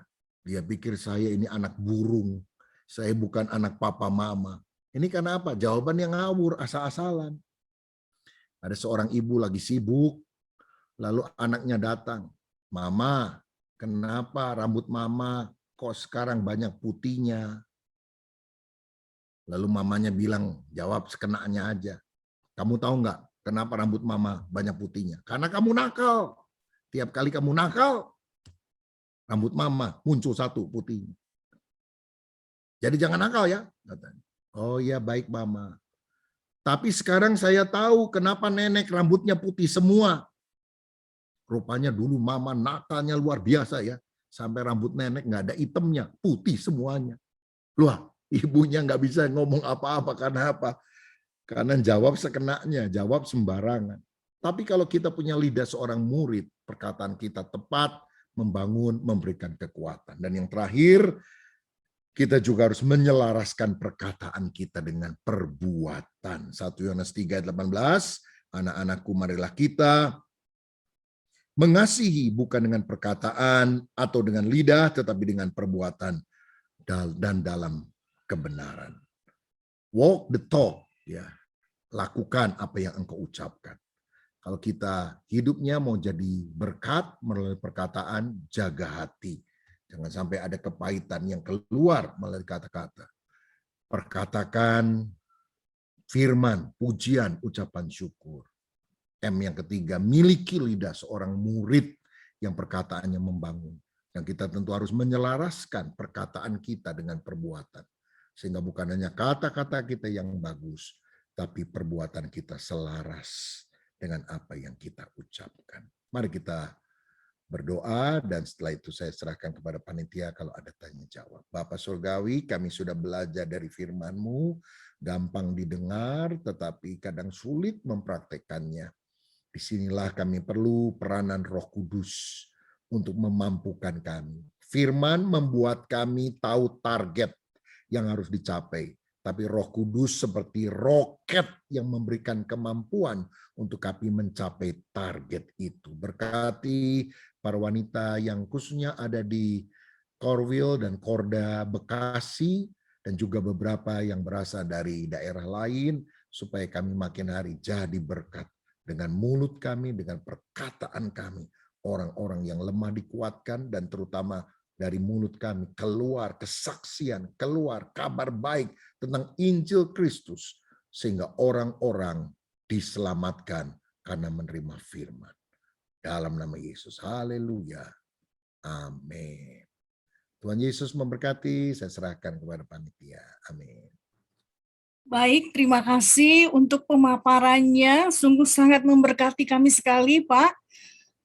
Baik, untuk 30 menit dari sekarang, kita akan adakan sesi tanya jawab, dan di room chat saya melihat sudah ada 2. Pertanyaannya adalah dari Ibu Onika dari Korwil Barat tentang candaan dengan teman-teman atau tentang kebiasaan membicarakan orang lain dalam pertemanan itu, bagaimana Pak? Silakan. Bisa saya perjelas, Ibu, pertanyaan ya, saya? Silakan. Shalom, Bapak. Yang saya pertanyakan adalah, saya tuh suka sekali jok-jok yang membuat ngocol gitu ya. Nah, kadang tuh memang agak-agak ke arah yang negatif, tetapi hati saya memang pengen ketawa aja, tidak tersadar ketika ada bapak-bapak nanya, Sugi, kamu kalau bercanda gitu pikiranmu kemana? Ah, kemana? Saya nggak kemana-mana, dan saya ketawa, benar-benar ketawa. Nah, akhirnya setelah itu saya berpikir, tapi kebiasaan itu kadang mengendalikannya agak sulit, Pak. Itu satu, bagaimana caranya tadi.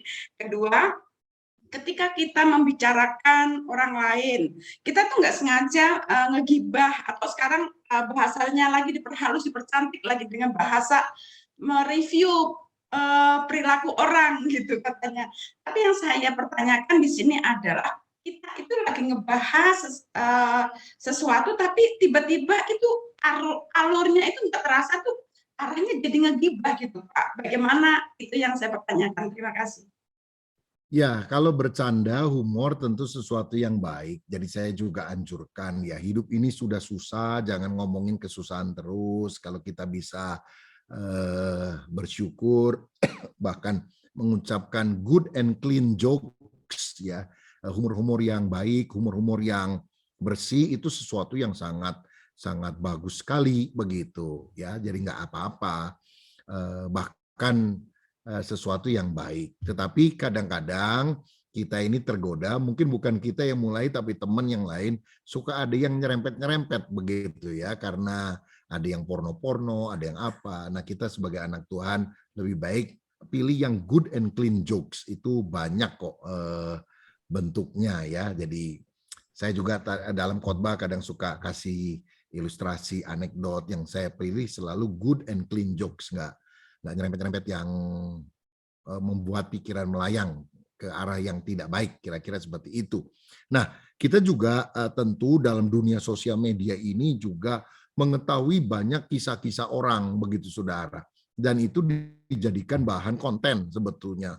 Siapa gitu nama artis yang ini itu, yang kadang kalau saya nggak terlalu sering nonton TV, tapi kalau TV ada itu suka muncul siapa. Saya suka tanya sama istri, siapa itu ya, kok nggak pernah dengar namanya. Ya tapi mau tahu yang seperti itu akhirnya membuat hati ini kok jadi kering ya. Jadi lebih baik kita isi sesuatu yang baik. Ya tidak bisa terhindarlah kita kadang lihat WA, ada bacaan atau apa, tapi jangan didalami gitu. Sebab kalau enggak kan input apa akan menghasilkan output semacam itu. Jadi kalau humor, kalau apa, sesuatu yang baik yang perlu dilakukan. Tinggal difilter aja, mana yang perlu dilakukan, mana yang tidak. Terima kasih. Baik, terima kasih untuk jawabannya, Pak. Yang kedua, yang ngegibah tadi Pak, yang bagaimana mengendalikan. Kita lagi ngebahas, ngomong, tapi tiba-tiba nanti muternya terus ngegibah gitu. Ya, jadi ke arah jelek-jelekin orang kan ya. Nah, mereview perbuatan orang gitu. iya. Kita membahas apa, jadi larinya kok seperti itu sering banget gitu. Ya itu, jadi ketika kita membahas tentang orang lain, kita ini kan suka terlalu kepo begitu loh. Ya. Dan itulah yang membuat kita kadang-kadang merasa diri lebih dari orang lain tanpa kita sadar. Dia begini mestinya gini. Atau kita merasa diri kita terlalu lebih baik daripada orang lain. Nah itu yang kita harus hindarkan. Saya mau bacakan ya satu ayat supaya kita tahu orang Kristen itu anak Tuhan itu mestinya nggak boleh kepo gitu ya. Jadi kalau tahu tentang tahu sedikit tentang hal yang lain oke, tapi jangan terus ingin didalami sampai mengorek-ngorek begitu. Saudara ingat di dalam Yohanes pasal 21 ketika Yesus bangkit dari antara orang mati, dia tanya 3 kali kepada Simon Petrus. Dan setelah Simon berkata, aku mengasihi engkau, gembalakanlah domba-dombaku. Wah, senang sekali Simon Petrus, saudara sekalian. Lalu ketika sudah selesai episodenya itu, Tuhan berkata, ikutlah aku kepada Simon Petrus. Petrus nyeletuk lagi. Dan ini yang ditegur Tuhan. Ketika Petrus melihat, Yohanes 21 ayat 21, ketika Petrus melihat murid itu, ia berkata kepada Yesus, Tuhan, apakah yang akan terjadi dengan dia ini? Jadi dia nanyain, Tuhan, ini si Yohanes ini gimana ini ceritanya, masa depannya, gimana? Tuhan bilang apa? Jikalau aku menghendaki supaya ia tinggal hidup sampai aku datang, itu bukan urusanmu, tapi engkau ikutlah aku. Jadi jangan banyak ngurusin urusan orang yang bukan urusan kita. Ikut sama Tuhan, itu yang paling benar. Ya, jadi yang suka ngegibah, yang suka kepo, ini Petrus ditegur sama Tuhan loh saudara. Ya, jadi kita mesti jaga hati supaya tidak ditegur sama Tuhan. Yang penting ikut aku, ya. Taat benar-benar sama Tuhan. Udahlah urusan orang lain, kira-kira seperti itu. Thank you. Ya, baik, Ibu Yudika sudah terjawab ya. Baik, kita akan ke pertanyaan yang kedua. Pertanyaannya adalah, apabila ada orang yang tidak bisa menerima perkataan kita, apakah lebih baik kita diam saja agar tidak menimbulkan masalah, atau harus tetap berkata karena merasa buat kebaikan, walaupun perkataan kita itu belum tentu diterima lawan bicara kita? Seperti itu, Pak. Ya begini, kadang-kadang ada orang yang tanpa diminta memberikan nasihat. Nah ini yang kadang-kadang ngeselin orang, karena kita belum punya tabungan emosional di dalam diri orang itu. Kalau kita adalah orang yang memang sahabat karibnya, orang tuanya, saudaranya, yang memang memiliki tabungan emosional secara positif, maksudnya kita sering ketemu, melakukan hal yang baik, lalu kemudian kita melihat ada hal yang kurang baik dalam dia, maka kemudian kita bisa memberikan nasihat, teguran bahkan.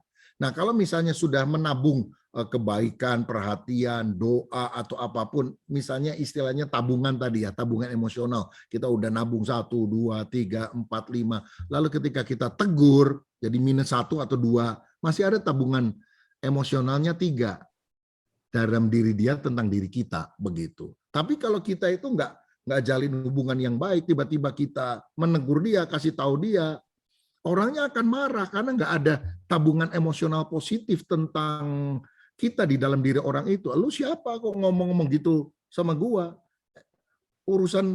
urusi aja hidupmu, jangan urusi saya. Kira-kira seperti itu. Jadi begini, terutama orang yang sifatnya kolerik, keras, tahan nasihat sampai diminta. Sebab kadang-kadang itu yang menyebabkan masalah. Tapi kalau orang meminta pendapat, nasihat, tentu harus, ini merupakan kesempatan yang baik untuk kita bisa menjadi berkat dalam kehidupan mereka, ya. Jadi itu yang saya bisa jawab. Ya, terima kasih Pak. Pertanyaan ketiga, bagaimana menyikapi orang yang selalu memfitnah kita? Bahkan di setiap pertemuan ada saja bahan untuk menjelekkan dan menghasut. Seperti itu pertanyaannya Pak, silakan. Ya, orang memfitnah, menjelek-jelekan biasanya karena dia punya alasan untuk melakukan itu kepada kita. Alasannya bisa dari diri kita karena memang kita punya kesalahan, atau alasannya dari dirinya karena dia iri kepada kita, padahal kita nggak punya kesalahan. Nah, jika dia melakukan itu kepada banyak orang, sebetulnya dia tidak bermasalah kepada ibu, dia bermasalah kepada dirinya sendiri, begitu. Tetapi kalau memang ada hal-hal yang terus dilakukan, menurut saya baik kalau kita melakukan klarifikasi, ya. Kalau perlu kita minta waktu, Bu, boleh nggak saya minta waktu? Saya mendengar kok ini kan bukan sekali ya. Kalau diomongin sekali, anjing menggonggong, kafilah jalan terus. Tapi kalau udah berkali-kali, kelihatannya ada kepahitan. Nah, mungkin baik kalau kita melakukan klarifikasi. Klarifikasi bisa langsung, bisa melalui orang lain. Yang pertama-tama kita minta tolong. Tolong deh, kamu suka dengar kenapa ya dia jelekin saya, ada masalah apa? Minta tolong ke orang lain hanya untuk menjadi jembatan supaya kita bisa ngomong kepada dia. Kalau itu sudah dilakukan berkali-kali kepada kita dan dia tidak lakukan yang sama kepada orang lain. Begitu. Tapi saya juga punya satu pesan. Jangan terus mengklarifikasi kepada semua orang. Apalagi kepada netizen. Nggak ada gunanya, saudara. Ya, yang nggak ada gunanya. Jadi kalau ibu juga merasa, nggak perlulah, ya nggak apa-apa. Begitu. Karena Yesus saja nggak ada dosanya, nggak ada salahnya dijelek-jelekin orang juga. Apalagi kita yang mungkin masih ada kurangnya, salahnya, begitu. Jadi yang penting kita hidup lurus saja di hadapan Tuhan. Tapi kalau orang itu rasa ada kepahitan banget sama kita dan membutuhkan klarifikasi, bisa saja kita lakukan. Bukan untuk pembenaran diri, tapi supaya ada rekonsiliasi hubungan. Demikian Bu Evi. Terima kasih Pak untuk jawabannya. Pertanyaan berikut dari Ibu Siti Kotima. Pertanyaannya adalah dari Yakobus 1 ayat 26. Jikalau ada seorang menganggap dirinya beribadah, tetapi tidak mengekang lidahnya, ia menipu dirinya sendiri, maka sia-sialah ibadahnya. Yang menjadi pertanyaannya, bagaimana kalau orang tersebut tidak sadar-sadar juga, Pak? Demikian pertanyaannya. Ya tentu ayat ini pertama-tama ditujukan buat kita, bukan buat orang lain ya. Jadi ketika kita dengar firman ini, baca Alkitab ini, dengar khotbah ini, ya itu diterangkan kepada kita, jangan ditujukan untuk menyerang orang lain. Tetapi kalau misalnya ada orang yang seperti itu, kita bisa memberikan masukan. Tapi masukan itu belum tentu bisa dilakukan langsung oleh kita. Jadi begini, setiap orang saya yakin bisa dimotivasi, tapi belum tentu oleh orang yang sama. Kadang-kadang si A ngomong, nggak mau orangnya, malah berkeras. Tapi si B ngomong, orangnya mau.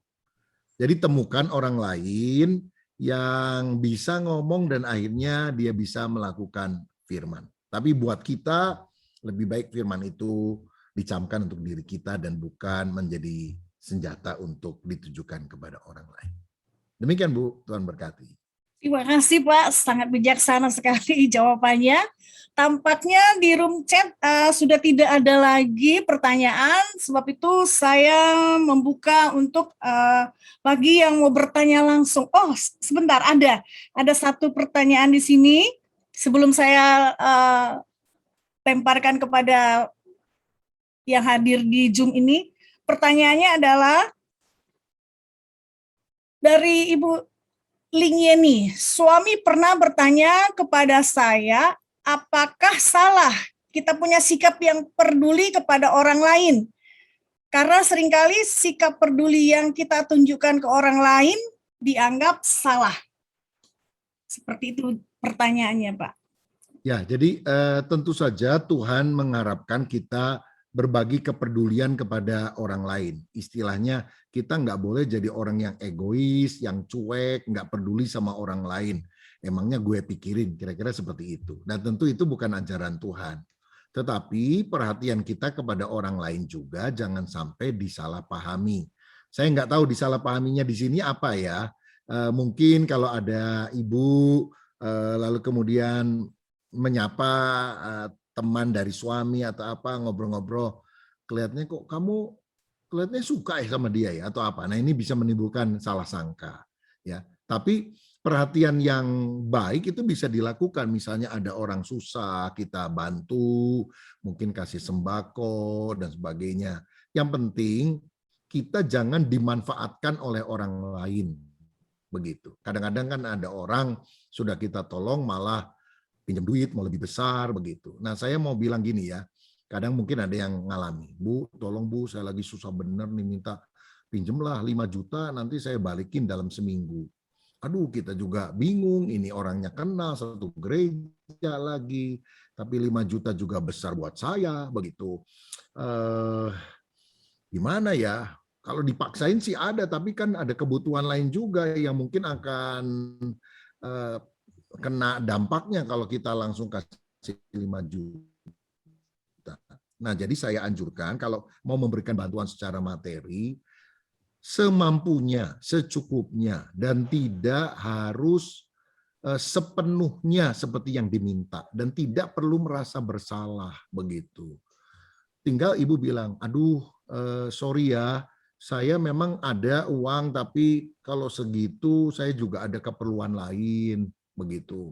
Jadi ini kamu saya kasih pinjam 1 juta rupiah deh ya, begitu. Nah. Tapi ingat, kalau minjemin 1 juta rupiah itu, kita itu kalau memberi itu kayak hilang aja. Jangan dipikir-pikir begitu. Kalau balik syukur, nggak balik juga ya direlakan. Ya direlakan. Nah ada yang bilang gini, udahlah saya kasih, nggak usah minjem nih, berkat buat kamu. Ya kita kasih. Tapi kadang-kadang ada yang nekat juga, sudah dikasih berkat gitu. Berapa waktu kemudian datang lagi, Bu, tolong Bu, pinjam 5 juta lagi atau apa. Nah, jadi ada juga yang punya pemikiran, nggak usah dibilang berkat buat kamu, udah dipinjemin 1 juta aja. Jadi kalau dia datang lagi, kita tinggal ngomong, loh yang 1 juta aja belum dibalikin kok pinjem lagi. Iya nanti sekalian. Oh sorry deh, kamu pulangin dulu aja deh itu, karena saya juga banyak keperluan. Dengan demikian kita tetap bisa memberikan pertolongan, bantuan, tapi tidak dimanfaatkan oleh orang lain. Terima kasih. Ya, terima kasih untuk jawabannya. Pertanyaan berikutnya adalah bagaimana cara kita untuk berkata baik kepada orang yang sering nyindir, artinya menyindir-nyindir kita, seperti itu Pak. Apakah kita baik karena orang baik kepada kita? Yesus mengajarkan balaslah kejahatan dengan kebaikan. Jadi begini, kalau kita berbuat baik kepada orang yang berbuat baik atau berkata baik kepada kita, bukankah pemungut cukai juga berbuat demikian? Kata Yesus. Tetapi jadilah seperti anak-anak Bapamu yang di sorga. Ketika orang menjelek-jelekan kita, kita jangan membalas kejelekan. Tapi kita, walaupun sulit ya, prakteknya sulit, tapi kita minta pertolongan Roh Kudus untuk kita tetap menabur yang baik. Jadi ibu-ibu, di dunia ini ada 3 konsep hidup yang kita perlu tahu. Konsep hidup pertama adalah konsep hidup setan. Balas yang jahat dengan yang jahat, balas yang baik dengan yang jahat. Jadi kalau ada orang baik sama kita, kita balasnya jahat, setan itu namanya. Tapi yang kedua, konsep hidup manusia. Konsep hidup manusia take and give. Kenapa kamu baik sama dia? Dia juga baik sama saya. Kok sama dia kamu jahat? Oh, dia juga jahat sama saya. Balas yang baik dengan yang baik, balas yang jahat dengan yang jahat. Itu manusia. Tapi yang ketiga ini yang Tuhan inginkan, konsep hidup ilahi. Jangan kamu kalah terhadap kejahatan, tapi kalahkanlah kejahatan dengan kebaikan. Jadi jangan sampai kita terpancing untuk membalas kejahatan dengan kejahatan. Kalau orang jahat sama kita, dia nabur jelek, dia akan menuai jelek loh. Tapi kalau kita terpancing membalas jelek kepada dia, kita sudah menabur jelek, kita akan menuai jelek juga. Karena itu minta pertolongan Tuhan untuk tetap belajar menabur kebaikan. Itu yang Tuhan ajarkan kepada kita. Terima kasih. Ya, terima kasih Pak untuk jawabannya. Baik, saya akan memberikan kesempatan bagi ibu-ibu yang mau bertanya langsung. Terlebih dahulu boleh raise hand biar saya bisa lihat.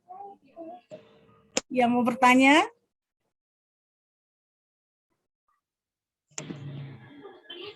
Sudah jelas semua kelihatannya, Bu. Sepertinya tidak ada yang bertanya lagi nih, Pak. Adakah yang mau bertanya lagi? Kita masih punya waktu dalam sesi tanya jawab ini. Atau mungkin sudah cukup jelas sekali apa yang tadi sudah dipaparkan oleh Bapak Pendeta Adi Rubin. Adakah yang mau bertanya, ibu-ibu? Kalau sudah tidak ada, langsung lanjut aja Bu Evi. Oke, sepertinya tidak ada. Baik, terima kasih Pak. Luar biasa apa yang tadi sudah dipaparkan, sangat-sangat memberkati kami, kaum wanita yang ada dalam mengikuti webinar pada sore hari ini. Baik, saya serahkan untuk Ibu Fose untuk ambil alih dalam foto bersama. Silakan. Setelah ini saya mohon pamit ya, ibu-ibu. Ya, shalom Pak. Bisa saya minta, masih ada dua. Ya, minta waktu sebentar buat foto bersama Pak. Foto bersama Pak. Baik. Oke, sebentar ya Pak. Ya, sorry. Ya, saya ada webinar lain. Sebentar, oke. Ibu-ibu sekalian bisa on kamera ya, kita mau foto ya. Ada 16 halaman, mohon sabar sebentar. Oke. Ya, halaman 1. 1, 2, 3. Oke, halaman kedua. 1, 2, 3. Oke, halaman yang ketiga, 1, 2, 3. Terima kasih Bapak untuk firman-Nya, Tuhan memberkati. Mudah-mudahan kami diberikan Roh Kudus untuk menjalankannya. Halaman keempat. Halaman yang kelima, sebentar. Halaman ke-6.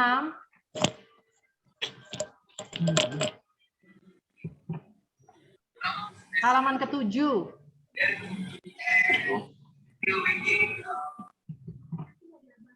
Halaman ke-8. Udah sampai banyak banget, sampai ke-8. Halaman 9. Sabar ya Ibu, pesertanya banyak. Halaman 10. Tinggal 380, tadi 400 lebih. Bagus kalau banyak. Iya, 400 lebih tadi. Bentar. Tadi sampai 460. Halaman 12. Nah, ini udah mulai halaman-halaman yang hitam semua nih, nggak ada gambarnya. Bentar ya. Halaman 13. Halaman 14. Halaman 15. Ya, halaman yang terakhir. Oke, terima kasih. Udah semuanya, silakan Pak Pendeta Rubin Adi. Ya, Mungkin saya kalau mohon mau meninggalkan diri, pamit. Terima kasih Pak Rubin. Terima kasih Pak Rubin Adi. Terima kasih Pak Ruben Adi. Nanti Terima kasih, 2 Pak minggu yang Rubin. akan datang saya ke Bekasi meresmikan Terima kasih kantor Pak Rubin BPD. Adi. Tuhan Oke, berkati. Terima kasih Pak Ya. Ruben Adi. Terima kasih. Kan gereja Ya, apa? 2 minggu lagi ya, Pak Rubin ya. Ya, terima kasih. 2 minggu lagi Pak Pendeta Rubin akan meresmikan kantor BPD Bekasi ya. di Ya. Ruko Mitra. biasa. Puji Tuhan. Terima kasih Pak Pendeta Ruby. Terima Ya, kasih. Ibu-ibu sekalian, kita akan mendengarkan kata sambutan dari Bu Ike. Ketua PP Ibu Dr. Yunike Sadrak. Cuma sebelumnya saya juga menyapa beberapa korda di luar kota yang tadi belum sempat disebutkan. Ada Korda Sorong, ya, Shalom yang dari Sorong. Kemudian juga ada yang dari Korda DKI. Shalom buat ibu-ibu yang dari Korda DKI. Mungkin tadi ada undangan link Zoom juga ya di grup Korda Ketua Korda atau Sekretaris Korda. Terima kasih buat antusiasnya untuk join bersama Korda Bekasi hari ini. Kami sangat-sangat diberkati dengan kehadiran ibu-ibu semua yang dari luar kota ya. Tadi dari Kalimantan, Jawa Timur juga tadi sudah disebutkan. Bali, ya, luar biasa. Oke, waktu dan tempat Ibu Dr. Yunike Sadrak mungkin masih ada bersama dengan kita. Kualitas perkataan. Silahkan Ibu bisa unmute dan menyampaikan beberapa dua patah kata. Seorang pelayan Tuhan. Shalom, selamat sore buat kita semua dan selamat malam untuk di daerah Indonesia Timur. Puji Tuhan, hari ini kita mendapatkan berkat yang luar biasa. Ya, kualitas perkataan seorang pelayan Tuhan. Memang wanita itu lebih banyak bicaranya ya. Dari sananya ditetapkan tuh sehari kalau nggak bisa harus lebih dari 12 atau 16.000 kata-kata. Nah, hari ini kita diingatkan bahwa apa yang dikeluarkan dari mulut kita, pembicaraan kita, hendaknya perkataan yang membangun, yang manis, yang memberkati, ya. Dan tentunya ini semua bisa diawali dari hati yang bersih. Nah, karena dari hati yang bersih akan keluar hal yang bersih juga. Bagaimana supaya kita memiliki hati bersih? Biarkan Roh Kudus selalu bertahta dalam hidup kita. Ya, dan kita harus bisa juga mengelola lidah kita, mengelola hati dan pikiran kita. Yang udah ikut WCB 2 ada ya pelajarannya ya, supaya kita bisa menguasai diri, berkata-kata dengan bijak. WCB 3 ada mengatasi mengelola kemarahan ya. Sehingga itu tadi kita benar-benar menjadi pelayan Tuhan di mana orang-orang bisa melihat Yesus dalam hidup kita. Lewat apa tadi? Lewat perkataan dan perbuatan kita. Itu saja, selamat berjuang. Ini memang tidak mudah, tetapi sekali lagi kita boleh katakan saya bisa menjadi pelayan Tuhan yang berkualitas dengan perkataan. Dan tentunya ini akan membawa jiwa banyak untuk Tuhan. Tuhan Yesus memberkati. Puji Tuhan. Ya, makasih Ibu Ike sudah join dan memberikan kata sambutan. Silakan saya berikan kepada panitia P2W. Ya, baik. Terima kasih buat Ibu Yunike Mesak yang sudah memberikan kata sambutan. Tiba saatnya kita akan masuk ke dalam pengumuman yang akan dibawakan oleh Ibu Sekretaris WBI Korda Bekasi kita, Ibu Pendeta Fose. Kami persilakan Ibu waktu dan tempatnya. Oke, langsung pengumuman. Ya, Ibu-ibu sekalian, ada dua hal aja yang mau disampaikan buat kita sebentar ya. Oke, mohon maaf.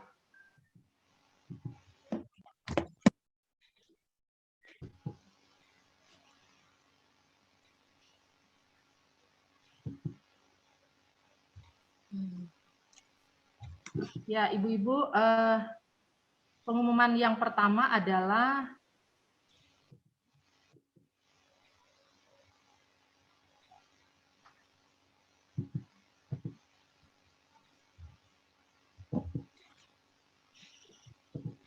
apakah sudah terlihat ya? Oke. Sudah, Bu, sudah. Sudah. Ya, yang pertama ibu-ibu sekalian, kita pasti semua sudah diberkati dengan webinar hari ini. Dan buat kita semua WBI, semua acara kita walaupun di masa PPKM terus berjalan. Oleh sebab itu kami dari Korda Bekasi terus menghimbau seluruh WBI lokal untuk bisa komitmen ya membayar iurannya. Nah, yang sudah ditetapkan yaitu iuran per bulan Rp25.000 per satu WBI lokal. Dan itu diberikan ditransfer ke rekening BCA yang sudah tertera di layar 5211 290 472 atas nama GBI WBI Korda Bekasi. Jadi setiap acara yang semua sudah berlangsung sampai saat ini tetap sangat membutuhkan support dan dukungan dari ibu-ibu sekalian. Nah, kalau memang misalnya nih ada WBI-nya mungkin yang belum berjalan atau apa, mungkin bisa Ibu Gembala mengambil beberapa kebijakan untuk bisa membantu Korda Bekasi ya, dari gereja atau dari Ibu Gembala ya. Saya juga sebagai Ibu Gembala juga seperti itu soalnya ya, lakukan hal yang sama. Itu yang pertama untuk iuran Korda. Kalau iuran Korwil itu bisa berhubungan dengan pengurus Korwil masing-masing. Berikutnya yang kedua adalah kita kembali akan mengadakan webinar yang luar biasa via Zoom dari P2W Korda Bekasi pada tanggal 25 Oktober 2021 jam 3 sore dengan tema Bolehkah Orang Kristen Bercerai dan Menikah Kembali? Dibawakan oleh Bapak Pendeta Hengki Sow juga dari BPH GBI Pusat. Ya, itu yang kedua. Silakan ibu-ibu bisa kasih tahu sama teman-teman yang lain, kita juga hadir ya. Seperti saat ini sangat antusias. Dan yang berikutnya, WBI Korwil Timur akan mengadakan demo pembuatan mie siap saji pada tanggal 1 Oktober 2021 jam 15 via Zoom online dan akan ditayangkan dari GBI GLC. Ya, demikian pengumuman yang bisa saya berikan untuk hari ini. Tuhan Yesus memberkati. Terima kasih Ibu Vos. Dilanjutkan kepada Ibu Pendeta Muda Yemima Artamawan untuk memberikan pengumuman. Kami persilakan Ibu. Ya, puji Tuhan, saya bersyukur hari ini webinar ini boleh mencapai pesertanya bisa 460. Ya, puji Tuhan, ibu-ibu antusias. Saya angkat jempol buat ibu-ibu semua, khususnya P2W Korda dan bekerja sama juga dengan P2W Korwil. Semuanya bekerja bersama, bergandengan tangan, sehingga peserta begitu banyak hari ini.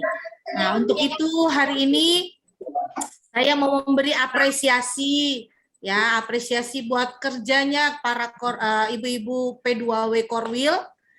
Nah, untuk itu hari ini ada sedikit surprise buat ibu-ibu pengurus Korwil nih ya. Jadi kami akan memberikan apresiasi bagi Korwil yang bekerja keras sehingga mengirim pesertanya paling banyak gitu ya. Jadi Korwil yang mengirimkan pesertanya paling banyak, kami akan beri apresiasi. Jadi bukan pesertanya ya, tapi Korwilnya. Kami akan berikan apresiasi sebesar 200.000 untuk menambah kas Korwilnya masing-masing. Seperti tadi sudah diumumkan oleh Ibu Foshe, kita perlu dana untuk segala sesuatu dan kami mencoba untuk mengapresiasi itu. Nah, saya mau bertanya nih, bukan saya yang menghitung, jadi ada orang-orang yang sudah menghitung. Kira-kira Korwil manakah yang pesertanya paling banyak? Saya minta datanya nih, ibu-ibu. Mungkin bisa, siapa yang menghitung bisa memberitahu saya siapa yang beruntung Korwilnya nih. Korwil Bu Sansan Utara atau yang lain? Korwil Utara sepertinya, Bu. Korwil Utara Ya. masih tetap lebih unggul. Luar biasa. Terima kasih buat Korwil Utara yang bekerja luar biasa sehingga banyak peserta yang ikut dan diberkati hari ini. Saya percaya kita semua yang hadir, yang ikut webinar ini diberkati. Betul ya ibu-ibu ya? Nah, kami memberikan apresiasi 200.000, betul kan 200.000 Bu Sansan? Betul Bu, kepengennya sih lebih dari itu. Berdoa nanti lebih dari itu kepengennya. Tapi saat ini baru bisa memberikan yang 200.000 untuk Korwil yang pesertanya Luar paling biasa. banyak. Selamat buat Korwil Utara, buat P2W-nya, Ibu Katrin, Ibu Tias. Untuk Korwil-Korwil yang lain, ayo semangat. Kita masih ada satu event bulan depan, webinar tadi yang sudah diumumkan oleh Ibu Foshe ya, masih ada webinar 1. Nah, mari sama-sama kita bekerja keras lagi supaya kita mau merekrut banyak peserta untuk diberkati oleh Tuhan. Ya, itu saja pengumumannya. Saya berharap kita semakin semangat ke depan, semua untuk kemuliaan bagi nama Tuhan. Sekali lagi selamat buat Korwil Utara. Tuhan Yesus memberkati. Hari Ibu kita tutup webinar ini dengan doa. Haleluya, haleluya. Tunaikan syukur padamu Tuhan atas penyertaan webinar dari awal sampai akhir dengan lancar. Engkau berkati ibu-ibu yang bertugas hari ini, terlebih-lebih hambamu Bapak Pendeta Dr. Udin Adis Abraham yang sudah menyampaikan materi yang bertema kualitas perkataan seorang pelayan Tuhan. Terima kasih Tuhan Yesus, ampuni kami Tuhan. Apabila selama ini kami masih berkata-kata buruk ya Bapa yang bisa menyakiti hati orang lain, kiranya Tuhan Roh Kudus mampukan kami untuk berkata-kata dengan yang positif dan berkata-kata yang bisa membangun, karena ada kuasa dalam perkataan. Terima kasih Tuhan Yesus, Engkau berkati juga peserta webinar pada saat ini Tuhan.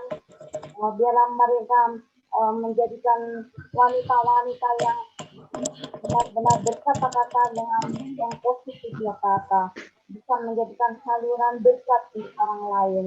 Terima kasih ya Bapak, terima kasih Roh Kudus. Kami juga berdoa untuk Ibu Pendeta Muda Insinyur Sandra Dewi sebagai Ketua Korda Bekasi ya Bapak.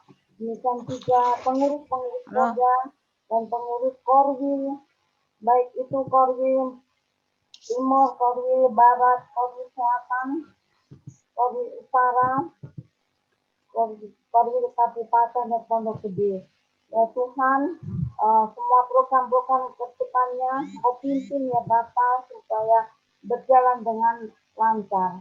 Terima kasih Tuhan Yesus, terima kasih ya Bapak. Kami berdoa juga untuk Kota Bekasi ya Bapak, khususnya Engkau lawat Tuhan Kota Bekasi, Engkau lawat juga bangsa kami, bangsa Indonesia ya Tuhan, baik itu dalam perekonomian, Engkau pulihkan ya Tuhan dalam bidang pendidikan, dalam bidang kesehatan, Engkau pulihkan Tuhan dalam pendidikan dan terlebih-lebih dalam keamanan ya Bapak.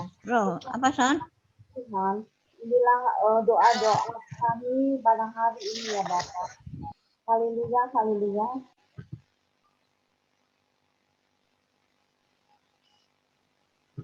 Ibu Maria Nur, doa berkat silakan Bu.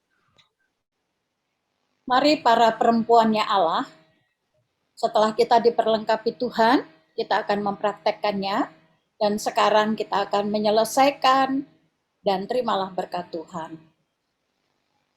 Kiranya damai sejahtera dan kasih dari Allah Bapa dan juga cinta kasih Tuhan Yesus Kristus serta persekutuan Roh Kudus tetap menyertai saudara sekalian mulai dari sekarang ini sampai selama-lamanya. Haleluya. Bersama kita katakan, amin. Tuhan memberkati. Terima kasih banyak nih Ibu Pendeta Muda.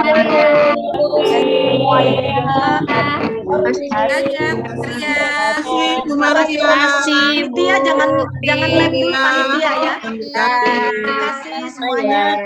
Terima kasih semuanya peserta, terima kasih. Tia jangan live ya. Kita berdoa bersama juga dengan Bu Chandra, nanti pengurus Korda kita berdoa dulu. Panitia jangan live dulu, panitia dan PDO ya. Dan pengurus-pengurus Korda kita doa bersama. Selesai ini. Biar lebih semangat ya, antusias dan semangat in offering. Jadi mungkin waktu bapaknya di situ CS-nya kurang menjiwai kali ya, kurang semangat.